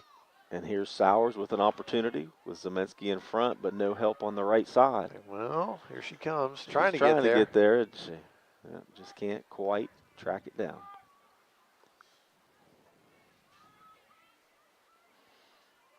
So let's hit our sponsors again here, Dave, while we're watching Lemon track the ball down. East Muskingum School District has levy on the ballot here. Make sure you get out and vote. West 40 Auto Sales, WB Green Insurance, AMG Vanadium, Patrons Buckeye Mutual Insurance, Doan Ford, and your favorite and mine, Valentine Insurance, bringing you tonight's soccer action. It's definitely my favorite, Of as course. you are my insurance That's agent right, there, that's right. JV. I appreciate it, buddy. Throw in for the Muskies. Let's put something together here, ladies. All right, there's Szymanski. But with she's an 1 against opportunity. 3. Can she pull it off? 1 against 5 now. It changed quickly. She's trying to get some help there by Stweart. She still possesses it and manages to shoot it, but doesn't get much on it. Yeah, And that's an easy one. Yeah, it's tough 1-on-5 to be able to get a real nice shot on goal. Yep, keep working, the crowd says. She needs a little bit more help there down the sideline to be able to get that give and go, as you mentioned. Big turf bounce there.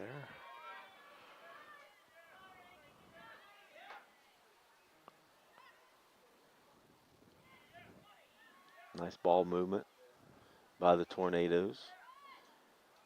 I'll tell you, Grace Fields has been all over the place too at that defender position. The junior has really stopped a couple nice threats by the Tornadoes tonight. And there was somewhere there was a foul in there. I'm just not sure where. So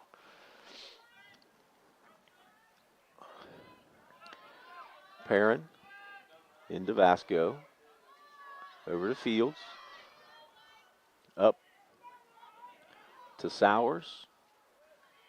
Again, pretty good defense by the Tornadoes. Gets the ball out of there. Fields tracks it down. Wow. now here's another opportunity for Dover. 1 against 3 though. Good, nice cross, but knocked out of there again by Perrin.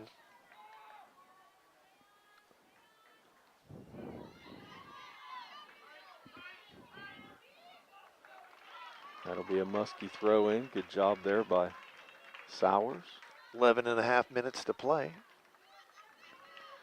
You got the lights on the baseball diamond over there, John. That's right up your alley, bud. Yeah, that's I believe that's the softball field. Is that the softball? It is. Yeah, baseball they softball, play okay. at Lake Park here in Coshocton. Beautiful facility.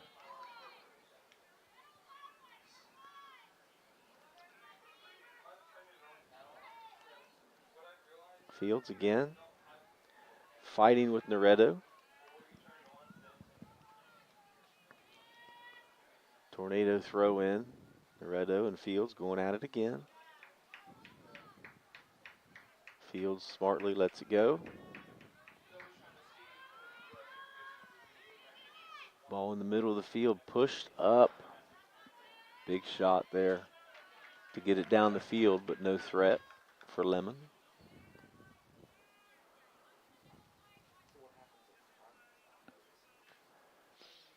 Bite your tongue down there talking about overtime, I hear. I tell you who else does not want overtime, and that's the teams that play the next game. That too. It's late night. Oh, there's got to be a whistle on that. That's got to be a whistle, but there's none. Oh, wow. That one definitely should have been a whistle. Even I knew that.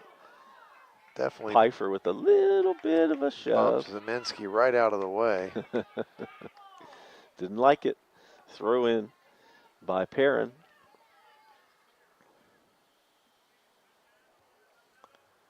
Okay, so somebody's got to get to the middle here, right? I know that much. There was an opportunity. There was an opportunity, a swing and a miss, basically, Matheny, there. She never got a chance to do it, but there's Fields again to try to keep the ball on the offensive end. Great job by her. Ball's being tracked down by Kaiser. And here comes Spawn fighting, another push, no call.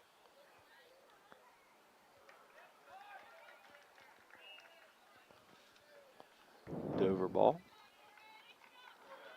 Substitution for the Tornadoes. That's Bravo Angel, the junior midfielder.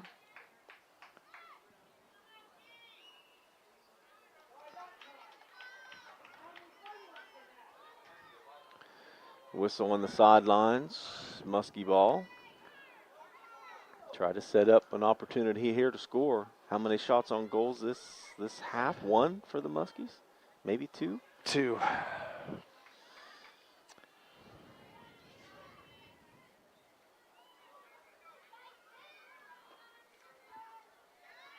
Again, I don't think it's the Muskies that are not doing what they should be doing. It's just the Tornadoes have just been tenacious on the defensive end. But here is a threat by the Muskies. Perrin tries to track it down. Good ball movement there by Feller to get it to the middle of the field. Back to Feller. Chance now for her to cross it if she can get to it. Yep, she's got it numbers. In play, yep. She's got help in the middle of the field. Trying to cross it. Good job there by Fields again. Good defense. Good play there, both sides. It will be a Dover throw-in.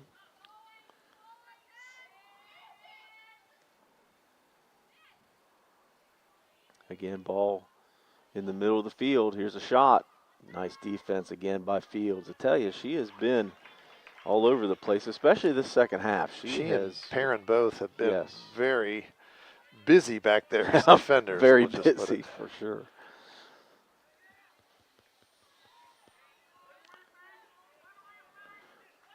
There's something different. Ball's on the Dover side.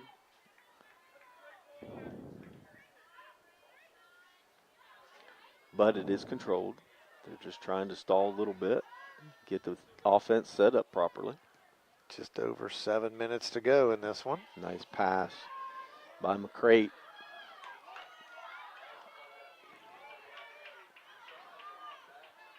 Cross again. An opportunity. They cannot take advantage. A little pushing and shoving down here, but certainly had a great opportunity there. But again, the ball just bouncing a little bit too much for them to be able to control.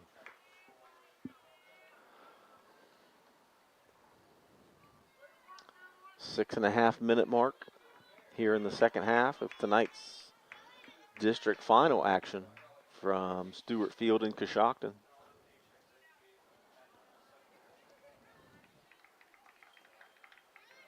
Ball out of bounds. That'll be Dover ball. A little header by Zemensky to try to get it up the field on offense. Works to her advantage. Nice ball movement. Spawn a little bit ahead of the ball. Couldn't get the ball quite up to her. But again, the ball up the field by Dover. Cross field, can't quite get to it in position to be able to get a kick. And it's going to be a throw in for John Glenn. That'll be Muskie opportunity here. Get the ball on the other side of the field. Get the ball out of that end of the field. Very quickly. It's awfully deep down That's there. right. They would like to get it up the sideline. And there's a good play to get it back in for Dover. It was, but now Noretto, the leading scorer, has the ball. She passes it over to McCrate, over. And that's going to be a foul there on John Glenn.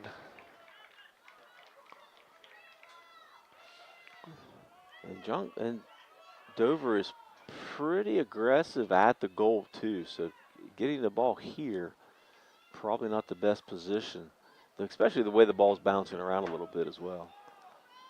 So who's going to be kicking this? It's not Zobel. 5 minutes to go, and really another good opportunity Looks here like for Dover to break the ice in this game. Looks like McCrate again. They're going to try that little trickeration where all three of them go after it at the same time.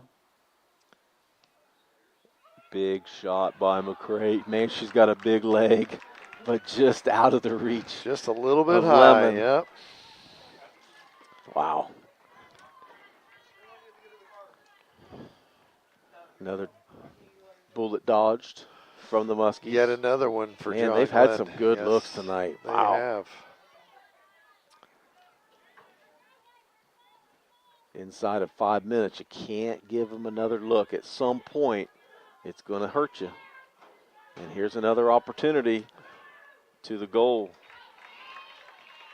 by Patton, but tracked down by Lemon. Good job by her. Get it out of there quickly and get on the move if you're in maroon.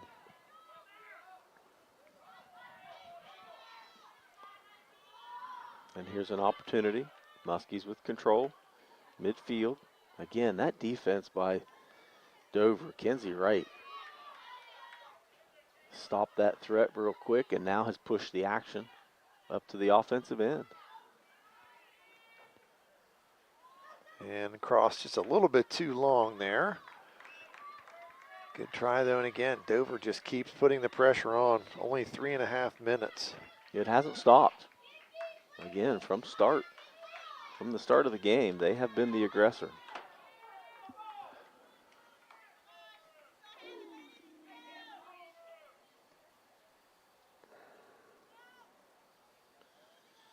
And it's going to be a throw in for Dover.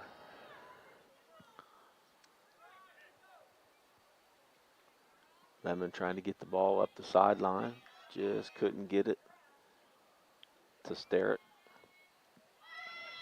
Nonetheless, it is controlled by the Muskies. Cochran bringing the ball up the field. Muskie has a little bit of excitement here. Kaiser tries to control, loses it, but again, more good defense by the Tornadoes.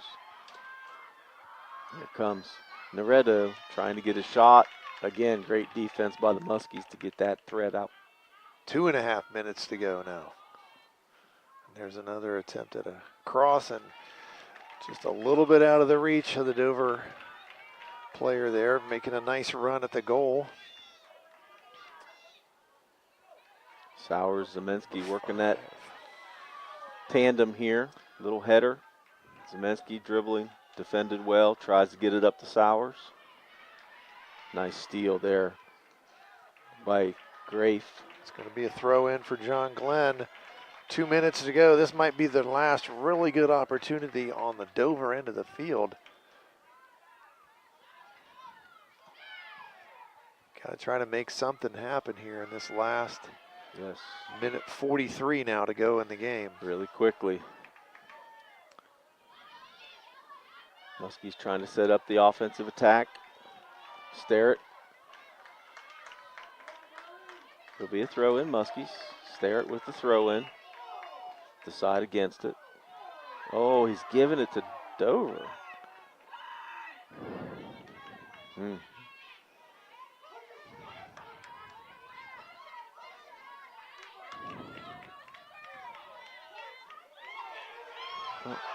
I don't understand that either. He pointed.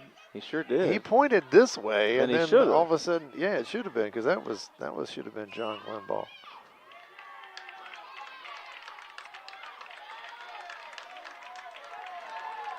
Well, thankfully, nothing hurt.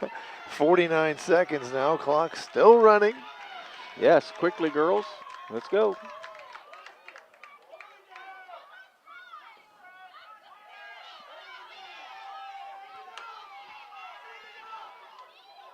They know how much time's left. I have to believe they saw the clock. 30 seconds to play now. Maybe one more chance for Dover, but taken away there. Nice Good job. defense. Great job by Matheny to be able to keep that ball up here. Here's an opportunity for Zemensky. She's got a breakaway. Can she get there? She has an opportunity to shoot and just can't get into position to get the shot where she wanted it. But you have to appreciate the effort.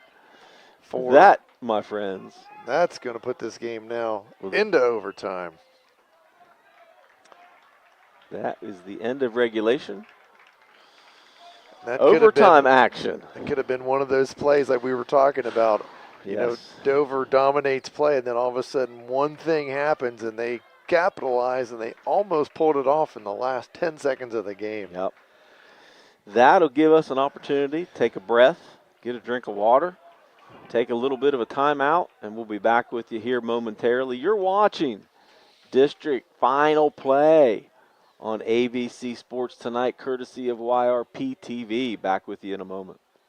Now located at 16050 McConnellsville Road in Caldwell, Ohio, Patrons Buckeye Mutual Insurance Company is a mutual insurance company established in 1896 for the purpose of providing insurance coverage to rural Ohio. They offer a product to meet your insurance need, whether it's for a farm, rental dwelling, home in town, secondary or seasonal dwelling, churches, or mobile home. They partner with Grinnell Mutual Insurance Company from Iowa to offer liability coverage to package with their Patrons Buckeye Mutual policy. Call today, 740-305-5121, and follow them on Facebook at Patrons Buckeye. In your time of need, will you be happy with your cut rate car insurance? Will you have the coverages you need? Valentine Insurance is dedicated to protecting you and your family when you need it. As an independent insurance agency, we have partnered with many reputable insurance companies who even have local claims adjusters to provide you with unbeatable service. Are you going to trust a talking lizard to help you with your claim? Really? Don't let this happen to you. Trust the professionals at Valentine Insurance. Call 994-1776. How can you select from insurance companies offering you lizards or ducks? When it comes to protection for your home and auto, you want a company that provides quality insurance products and personalized, fair, friendly claims service. WB Green Insurance represents Westfield Insurance. Their reputation is based on sharing knowledge and building trust. Westfield has been around the neighborhood over 150 years. WB Green Insurance welcomes the opportunity to quote your home, car, and business insurance.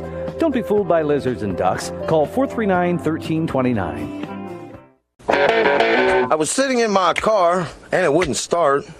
I lifted the hood and the engine was falling apart. What would I do? My eyes filled with tears. Then on the radio I heard of West 40 by Pay here, where for a little money down and a little each week, I could have a car, nice, shiny, and sleek. So I walked in the door and I put the money down. Now I got a nice car that I can drive around. West 40 by Pay here will help rebuild your credit. The corner of Dewey and Route 40 in Cambridge, don't you forget it. West 40 Auto Sales, corner of Route 40 and Dewey Avenue in Cambridge, is home of the guaranteed credit approval, with most loans approved while you wait. Go to their website to fill out an online loan application, west40autosales.com. You'll also find their weekly special listed there. Welcome back to Stweart Field in Coshocton, Ohio. OT, my friends. Tonight's D2 district final action between John Glenn and Dover. John Valentine along with Dave Hilliard bringing you the action live tonight. YRPtv on YouTube and on Facebook. The great thing is, Dave, you could go back and rewatch this later on just to be able to see and hear the action. So to reset here, first half dominated really by the Dover Tornadoes. However, no goals to show for it. Second half, really more of the same. Yes. John Glenn came out hot. They were trying to put pressure on early. The Dover defense has just come to play tonight. That just could not sustain any offensive threat. Just a couple shots on goal that second half for the Muskies. However, one big one here right at the end of regulation. As you can see, coin flip. Man, Brett is going to cue up that last play there where John Glenn Zeminski had a little breakaway there, maybe an opportunity to try to score, and here comes the replay. And there's Zeminski, and this was John Glenn's best opportunity, and Zeminski knew it too. She's gassed. She's tired. She could just tell. I mean, that was, all of a sudden it's like, wait a minute, she's got a chance here. If she can get her foot on it and get something on it. Yeah, just couldn't get to that corner. And she was running out of time. She really didn't have much of an there wasn't much option time there. left. She had to get a shot off. So we are going to review the overtime rules for everybody tonight. 15 minutes? I hope it's 15 minutes. That's the last time that I knew. I'm hoping it's still 15 minutes. So here's the plan. We'll find that out at exactly 25 seconds, how much time goes up on the clock. It is sudden death, though. It is? Okay. It's a sudden death overtime. It's unlike the overtime that you see on television where they play it out. If it's a a 20-minute overtime, they're going to play that 20 minutes. And here's the thing: no ties tonight, boys and girls. No ties. Somebody's got to win. This is district final action with the right to move on to the regionals. So we will have a winner tonight for sure. We will definitely have somebody win this game. That's right. So 15 minutes on the clock. 15 minutes, and it is a sudden death overtime. Again, this coverage could not be brought to you tonight without our fine sponsors, AMG Vanadium, East Muskingum School District, Levy, Get Out and Vote, West 40 Auto Sales, WB Green Insurance, Doan Ford, Patrons Buckeye Mutual Insurance, and Valentine Insurance. Say hello to our sponsors and thank them for bringing you tonight's action. Now we've got a little bit of giddy up. The way that the game's been going, it seems to me just John Glenn's best opportunity to win this game right now is to weather the overtime and hope it gets to penalty kicks. Well, in times like these, yes, for sure. In times like these, though, they just have not had the opportunities that Dover has. They really haven't. At some point, Zeminski's going to have to get a breakaway like she had there at the end of the second half with an opportunity to score. And that would be that's been their lone opportunity here. The second half, they pressed up a little bit more. They were a little more aggressive, but really just didn't get the opportunities. Dover's had many more chances at trying to get something in the back of the net, but they just haven't been able to do it.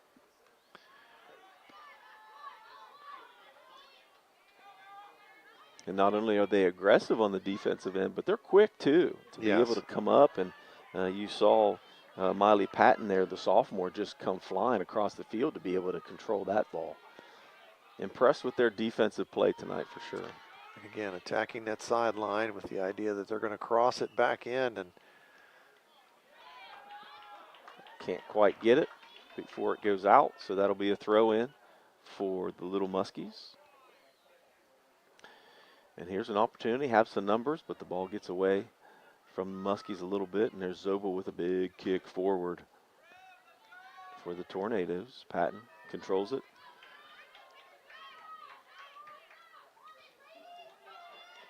Nice ball movement there by Pfeiffer, and defense also by Conkler.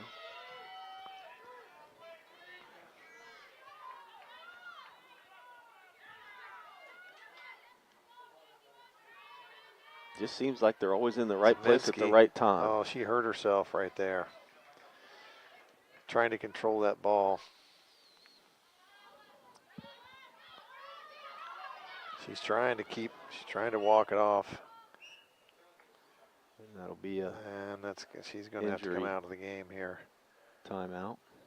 She seems like it's more of a cramp than an injury, so that could be a good thing for her. It looks to be because she's had some troubled history with yes, some injuries. We don't need any more basketball injuries, season, that's for sure. But Perrin to the rescue. She's stretching the legs out.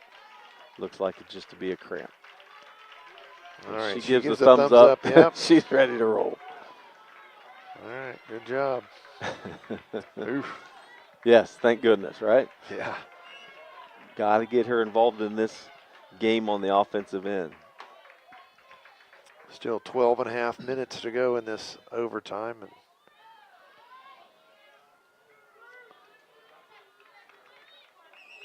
just more of a ball controlled by Dover, but we have some substitutions.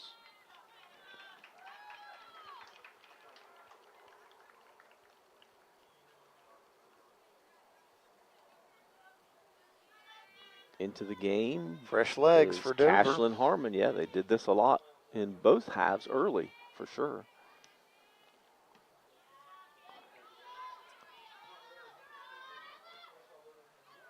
Nice control there by Patton.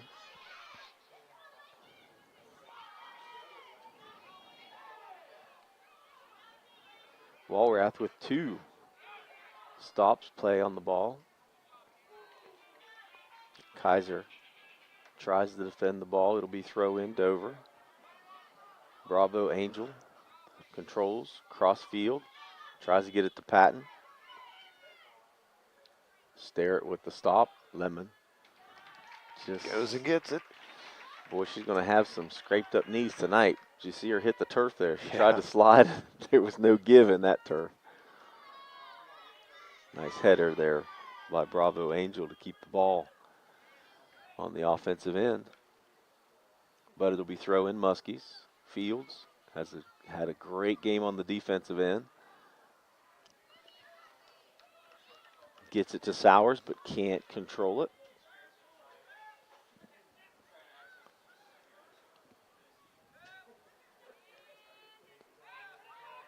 This could be an opportunity for John Glenn to push the action, but instead a big kick there by McCrate.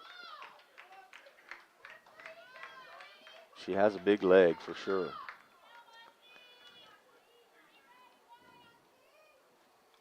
Again, 15 minutes in the overtime period. We are down to the 10-minute mark. Lemon lines up the play. Finds the seam. Nicely up to Sowers. Great kick there by Lemon. But it's controlled by the Tornadoes.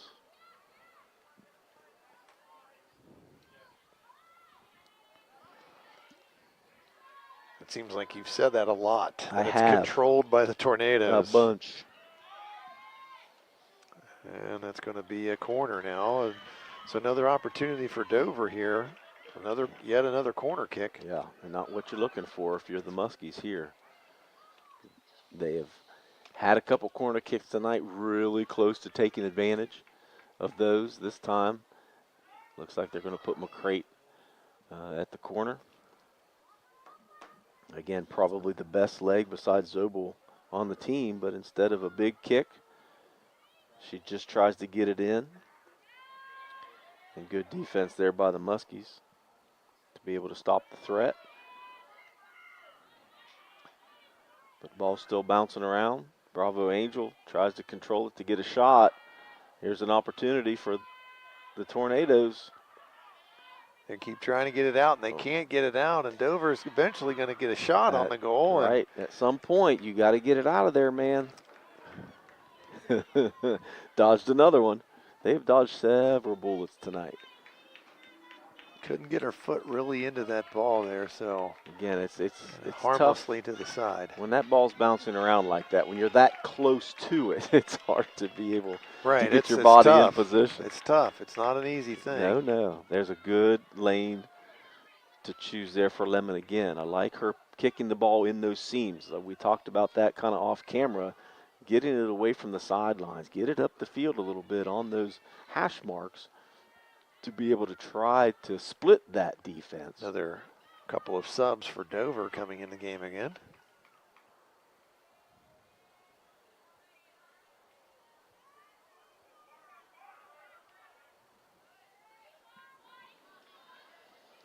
Another throw in. Now, can they get it where they can get across with somebody that can score with it? And that's going to be another corner kick, I believe, for Dover. Same corner over there. Yep, and it'll be McCrate again, the sophomore. This time, probably not the little give and go like they had before.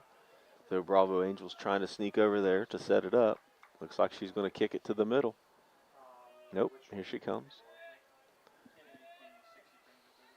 Ooh, and there's a collision with And Zobel. it's a foul call, I believe, there. Zobel and Lemon. Lemon's fearless in there. You have to be a goalkeeper, Yeah, right? you have to be. There just cannot be any. Because there's always bodies flying at you. Right, and legs flying at you. You just have to be fearless and just have no regard for your own personal safety. Sowers tries to control the ball. She's got an opportunity here. She does get the ball away from Dover, back to the middle of the field, trying to get it to Zeminski. He's trying to cross it to Zeminski. Again. Now here's a chance for Dover.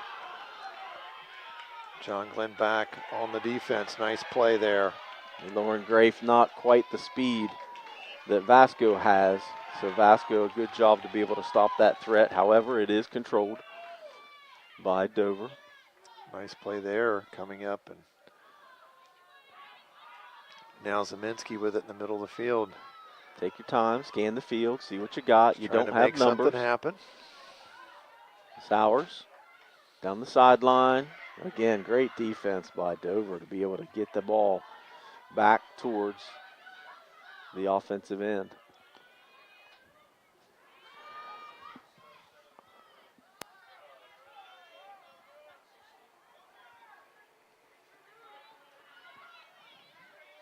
Field stops the ball, gets it back towards midfield. Muskies on the move.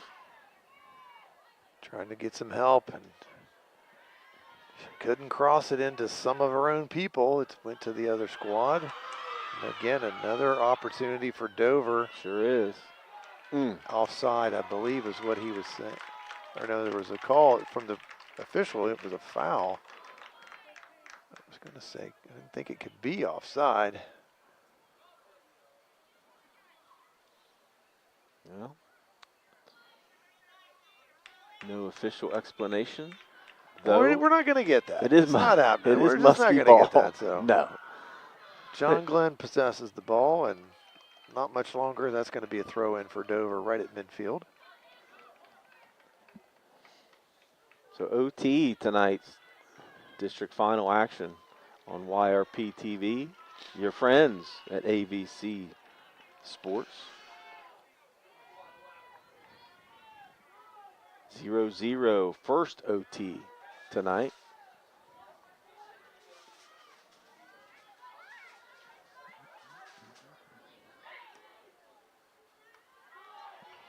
Perrin, good defensive stop. Cochran tries to get it up to Kaiser, but is unsuccessful. Again, pretty good defense by the Tornadoes. Good ball movement. There's Fields again. Man, she is having a heck of a game on the defensive end tonight.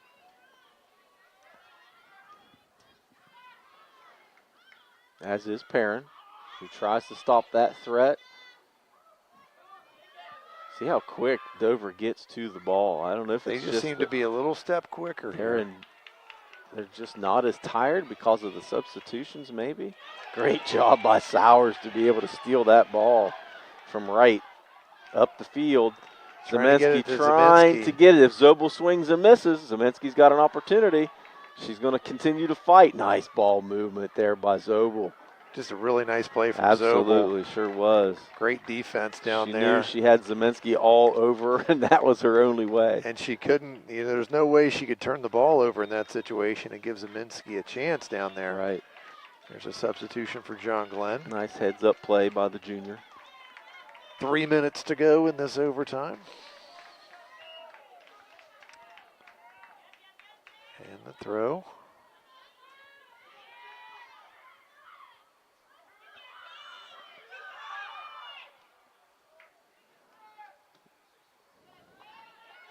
Smartly, Vasco gets it ahead to Lemon, who kicks it out to midfield. Nice job by Perrin to cut that off. And again, Vasco's going to get it ahead to Lemon.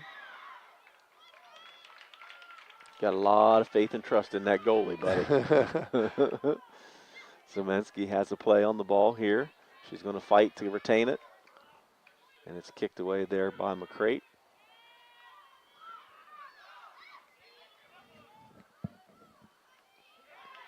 Just over 2 minutes remaining in the first OT tonight.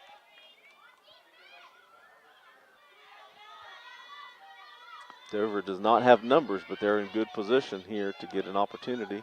But the Muskies defense steps up. Good job by Stweart to get that ball out of there and up to Cochran. Little header there. Attempted header by Feller. The ball just pinballing around down Sure here. is. Now ahead, and Spawn will get to it. She's got wheels. she needs help. She needs some help Down in the there by middle of the herself. field. And here Zemensky comes coming Zemensky on. to get the help, but can't quite get an opportunity to control the ball. Good defense by the Tornadoes. Fields again, relentless on the defensive end. You're right. It just seems that every time the Muskies get an opportunity on the offensive end, needed there's some just more help. not enough help to be able to get down the field. Could be some fatigue, I would guess.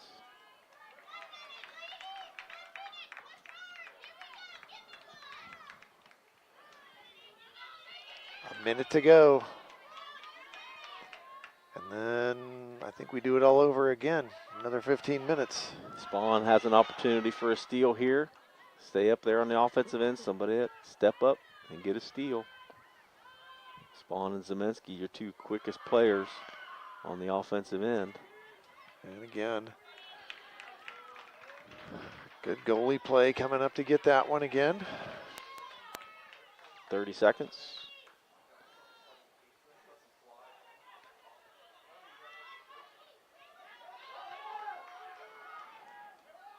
Smart play by the Tornadoes to get that to the goaltender. Elizabeth Lane, take her time, get the ball out of there. Don't give the Muskies an opportunity on the offensive end, but they do. Fight for the ball. Cochran doing what she can to try to keep it on the offensive end. But that'll be the whistle for OT number 1. The good news is you get to do it again. It was so fun, let's just do 2. Let's jump right back on her. So we're going to have a little break in the action again. We're going to step away, catch our breath, back with more live high school girls soccer action in just a moment. Are you looking for a career path with a growing company? AMG Vanadium is actively recruiting for production and maintenance team members at its Zanesville plant and would love to talk to you about your next career opportunity. Come join a company with a strong environmental purpose and commitment to community. To learn more, visit AMG's website at amg-v.com/careers. AMG offers a competitive wage and benefit package and career growth opportunities. Applications are currently being accepted. I'm not buying till I check on Ford. Most of us are faced with uncertainty every day. Your job, your finances, sporting events, schooling for your children, and so much more. With so much uncertainty surrounding you, there's one auto dealership that you can be certain about, and that's Doan Ford. You can be certain that you'll always get a great deal and the best service afterwards. In business for nearly 60 years has given Doan Ford the reputation of being a strong, reliable dealership. Be certain. Choose Doan Ford. Online at doanford.com. Back at Stweart Field, Coshocton, Ohio, District 2, Division 2 District final game between the Muskies and the Tornadoes, live on YRPtv, streaming on Facebook and on YouTube. Dave Hilliard along with John Valentine, bringing you the call tonight, courtesy of ABC Sports. We are in the second overtime, Mr. Hilliard. Yes, we are. I can tell you, the legs are getting a little tired here standing for 2 hours. Well, but I'm a gamer. We're going to keep rolling. Yeah, We're going to keep rolling.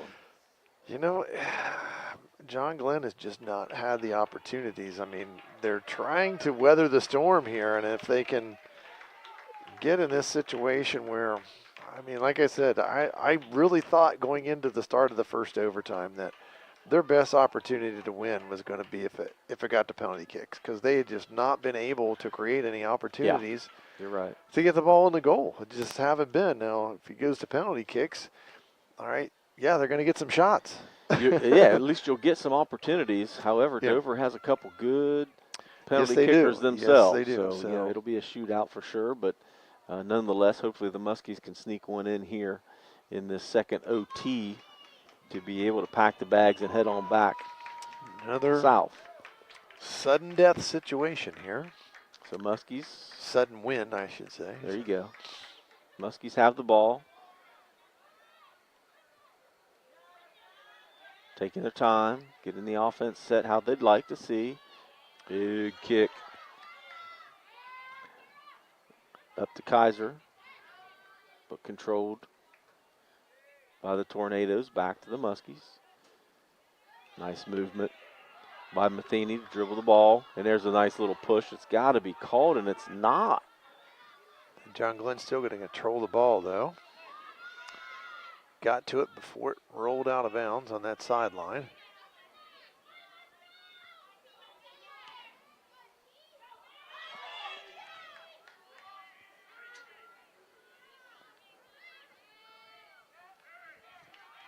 Muskies still trying to be a little aggressive here on the offensive end, but they only have Sowers and Zemensky up at the forward position. Just don't have enough opportunities, as you mentioned. There's the Terminator back there. She puts her foot into that, and as we'd say in a boys' high school game, she just changed position, a field position with that one. For sure. Ava Zobel is the guilty party of that conversation, the junior defender. Nice. Zemensky being aggressive with the header. And she's rewarded with a throw-in. On the offensive end. Look at this, Coach. I know. It's the Muskies have the ball. He did call a foul there, so it's on a throw-in. Yep. Okay. Regardless, it's on the good side of the field here. Now put something together. Fields. To the middle, to Vasco. To Matheny. Sorry. Taken away from her. Yep. And again, Muskies just can't push it up to get it to those forwards. Now they do, though, to Sowers. Take her time to control it. She's got Zemensky in the middle.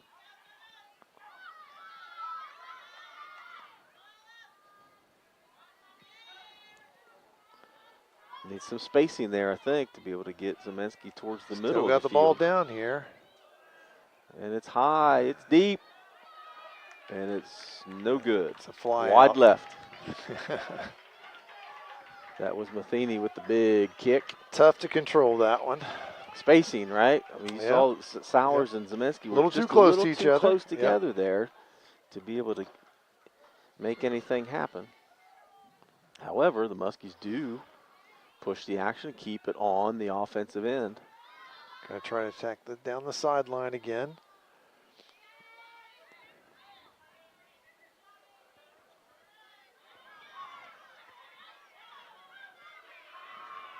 Hustling down the sideline is Perrin to try to keep that away from Patton, and she does. However, it will be a Dover throw-in.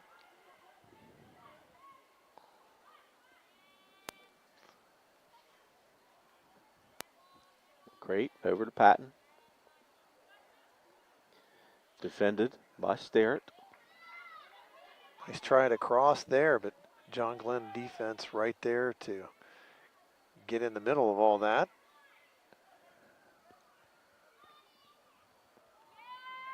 Big kick by McCrate. Again, Fields. 2 headers in a row. And then she's going to have to hit again. She's everywhere, folks. But they're going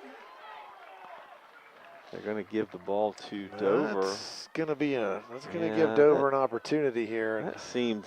The John Glenn faithful not excited about the call. Well, I got to say, I probably agree with him at that point because I don't think that Fields did anything out of the ordinary there. It looked like it was a 50-50 ball. Sure did.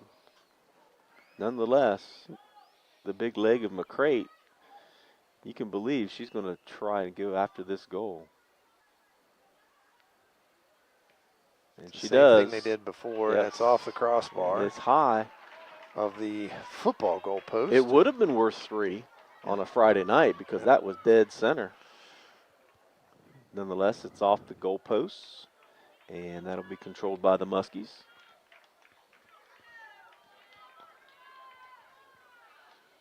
Inside of 10 minutes here in the second overtime. What else would you want to be doing on a Thursday night? You already got your golf in. You can't be golfing in the dark. Yeah. Is it bedtime? What time's the radio show start in the morning? Have you seen those? Golf courses that have the lights on them? That would be kind of fun to try. Once a year, the Cambridge Country Club has a night golf. Okay. But I have not had an John opportunity Glenn, to play in it yet. with some numbers and an opportunity. And it's taken, well, still under control here. Still with a chance. Matheny is fighting, man. Fighting hard. And he just says, play on. Boy, she got kind of frustrated, just shoved her down.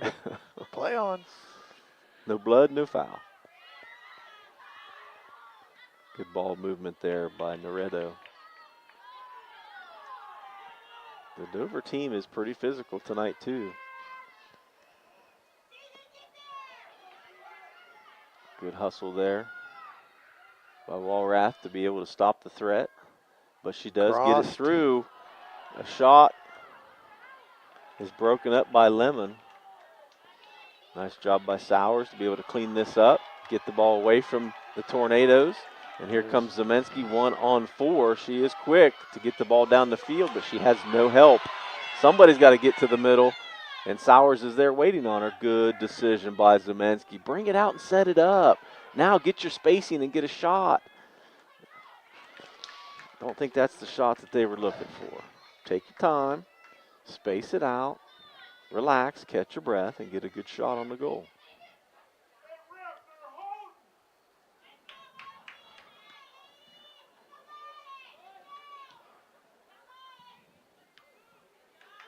Perrin, good job to get it back up to Zemensky. Sowers in the middle, Zemensky up the side.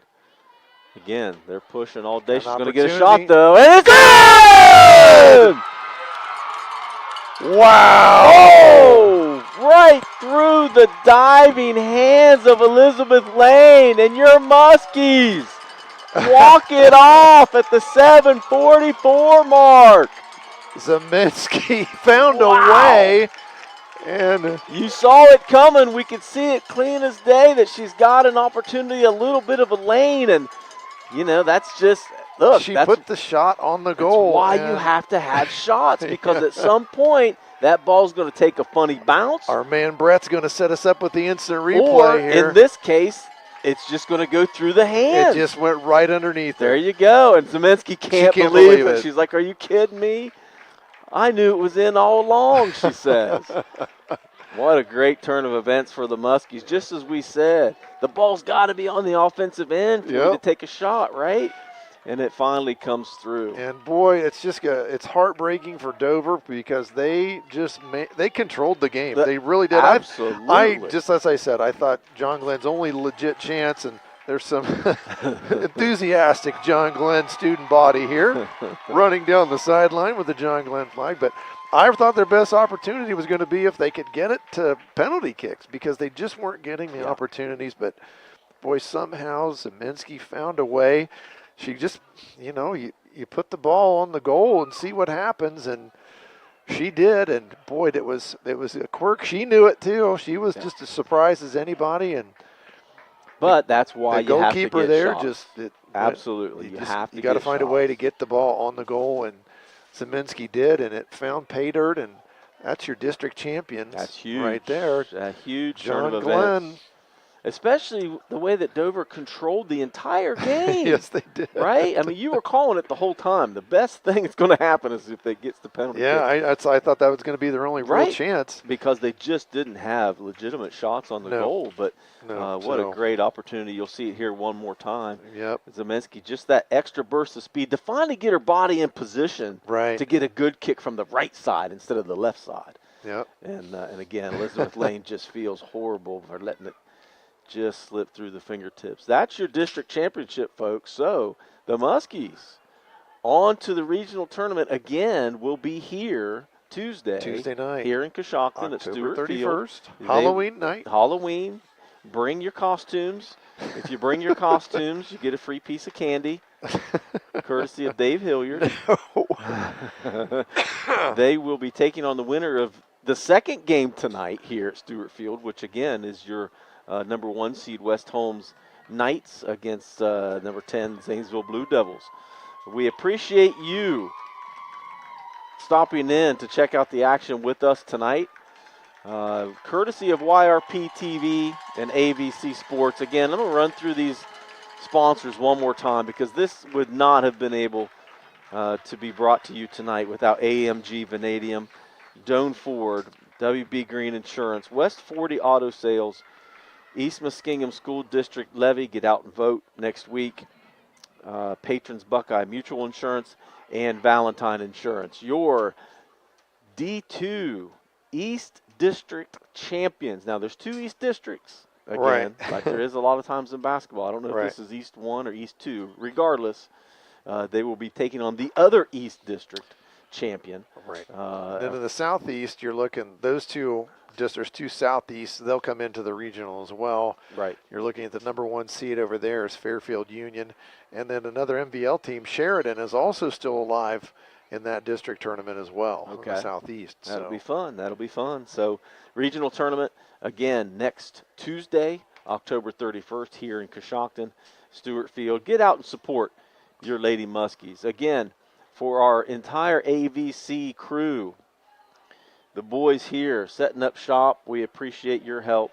And for Dave Hilliard, I'm John Valentine. Thank you for joining us tonight. Congratulations to your John Glenn Little Muskies. District champions, How about 2023. And congratulations to all of them. That was, I mean, defensively, they just held their own and found a way to get it done. So congratulations. Yes, sir. Thank you for joining us, folks. We will see you on Tuesday. Have a good evening.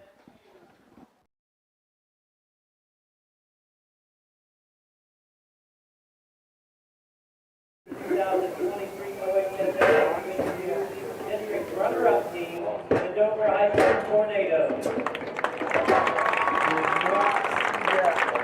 Presented to awards this evening will be East District Athletic Board member Gary Spinell. When your name is called, please come forward to receive your individual medallion. Number 1, Lauren Grace. Number 0, Elizabeth Lane. Number 4, Ava Zobel.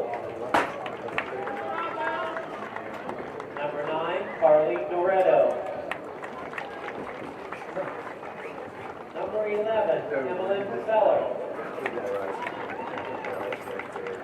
Number 14, Abby Jones. Number 2, Balin Bravo Angel. Number 15, Rachel Piper. Number 3, Anthony Wright. Number 8, Alina Cotton. Number 17, Haley McPhee. Number Number 18, Ansley Bowling. Number 10, Caglin Harmon. Number 19, Pages Drake. Number 7, Bridget McCray. Number 5, Miley Patton. Number 19, Taylor Vaughn. All right, can I go down the ladder? Number 12, Abigail Lane. Thanks, Brett. You the man. Thanks, boys. Fine. Number 42, OT. Ava Bonado. Nil. 1-0. You're fine. Number 14, Ella Kitchen. Number 21, Alan Amster. Number 16, Natalie Bamback. Number 20, Estera Cotta. Head coach, James Klein. Assistant coach, Anna Tulo. Assistant coach, Liz Hughes.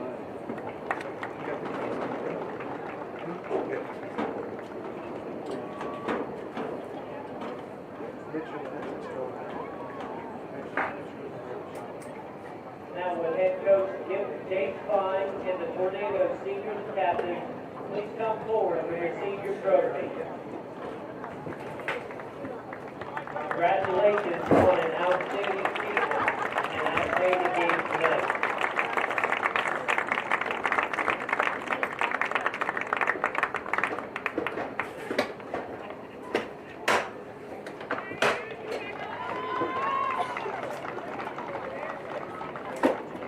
And now we will recognize the 2023 OHSAA Division II District Championship team, the John Glenn High School Little Muskies.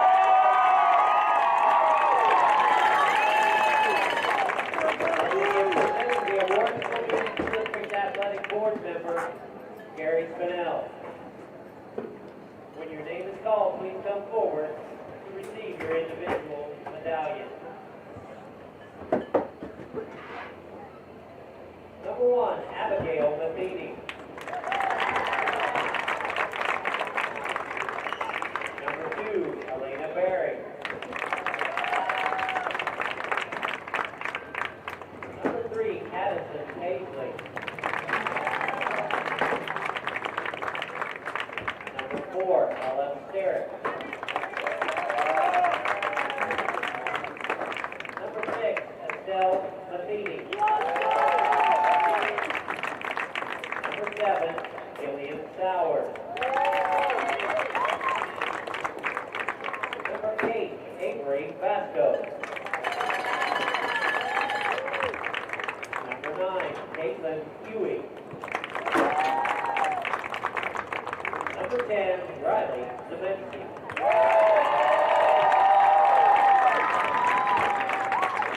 Number 11, Olivia Perrin.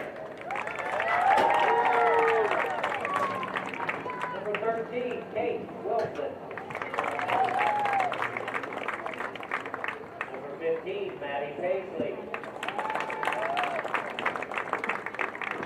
Number 16, Lincoln Cochran. Number 17, Faith Lemon.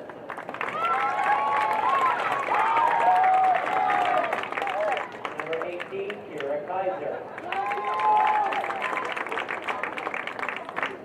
Number 19, Anna Bennett. Number 20, Becca Spawn. Number 22, Savannah Flanagan.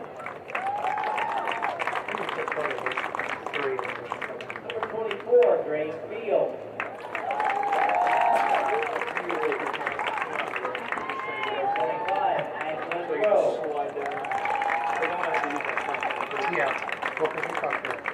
Number 27, Tegan Walrath.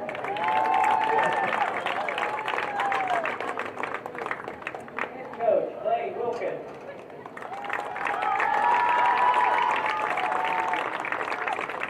Assistant coach, Molly Eubanks. Assistant coach, Dave Williamson.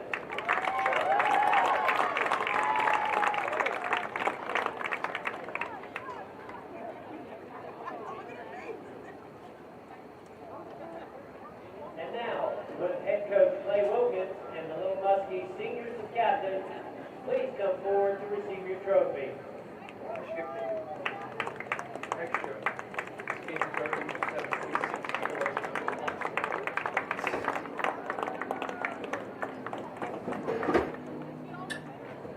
Need some help, Matt?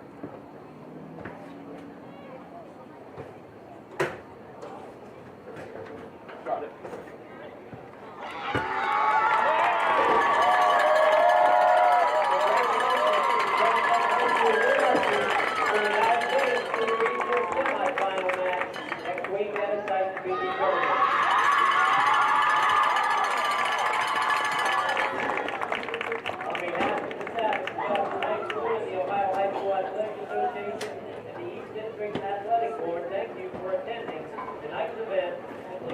Safely as you make your way home.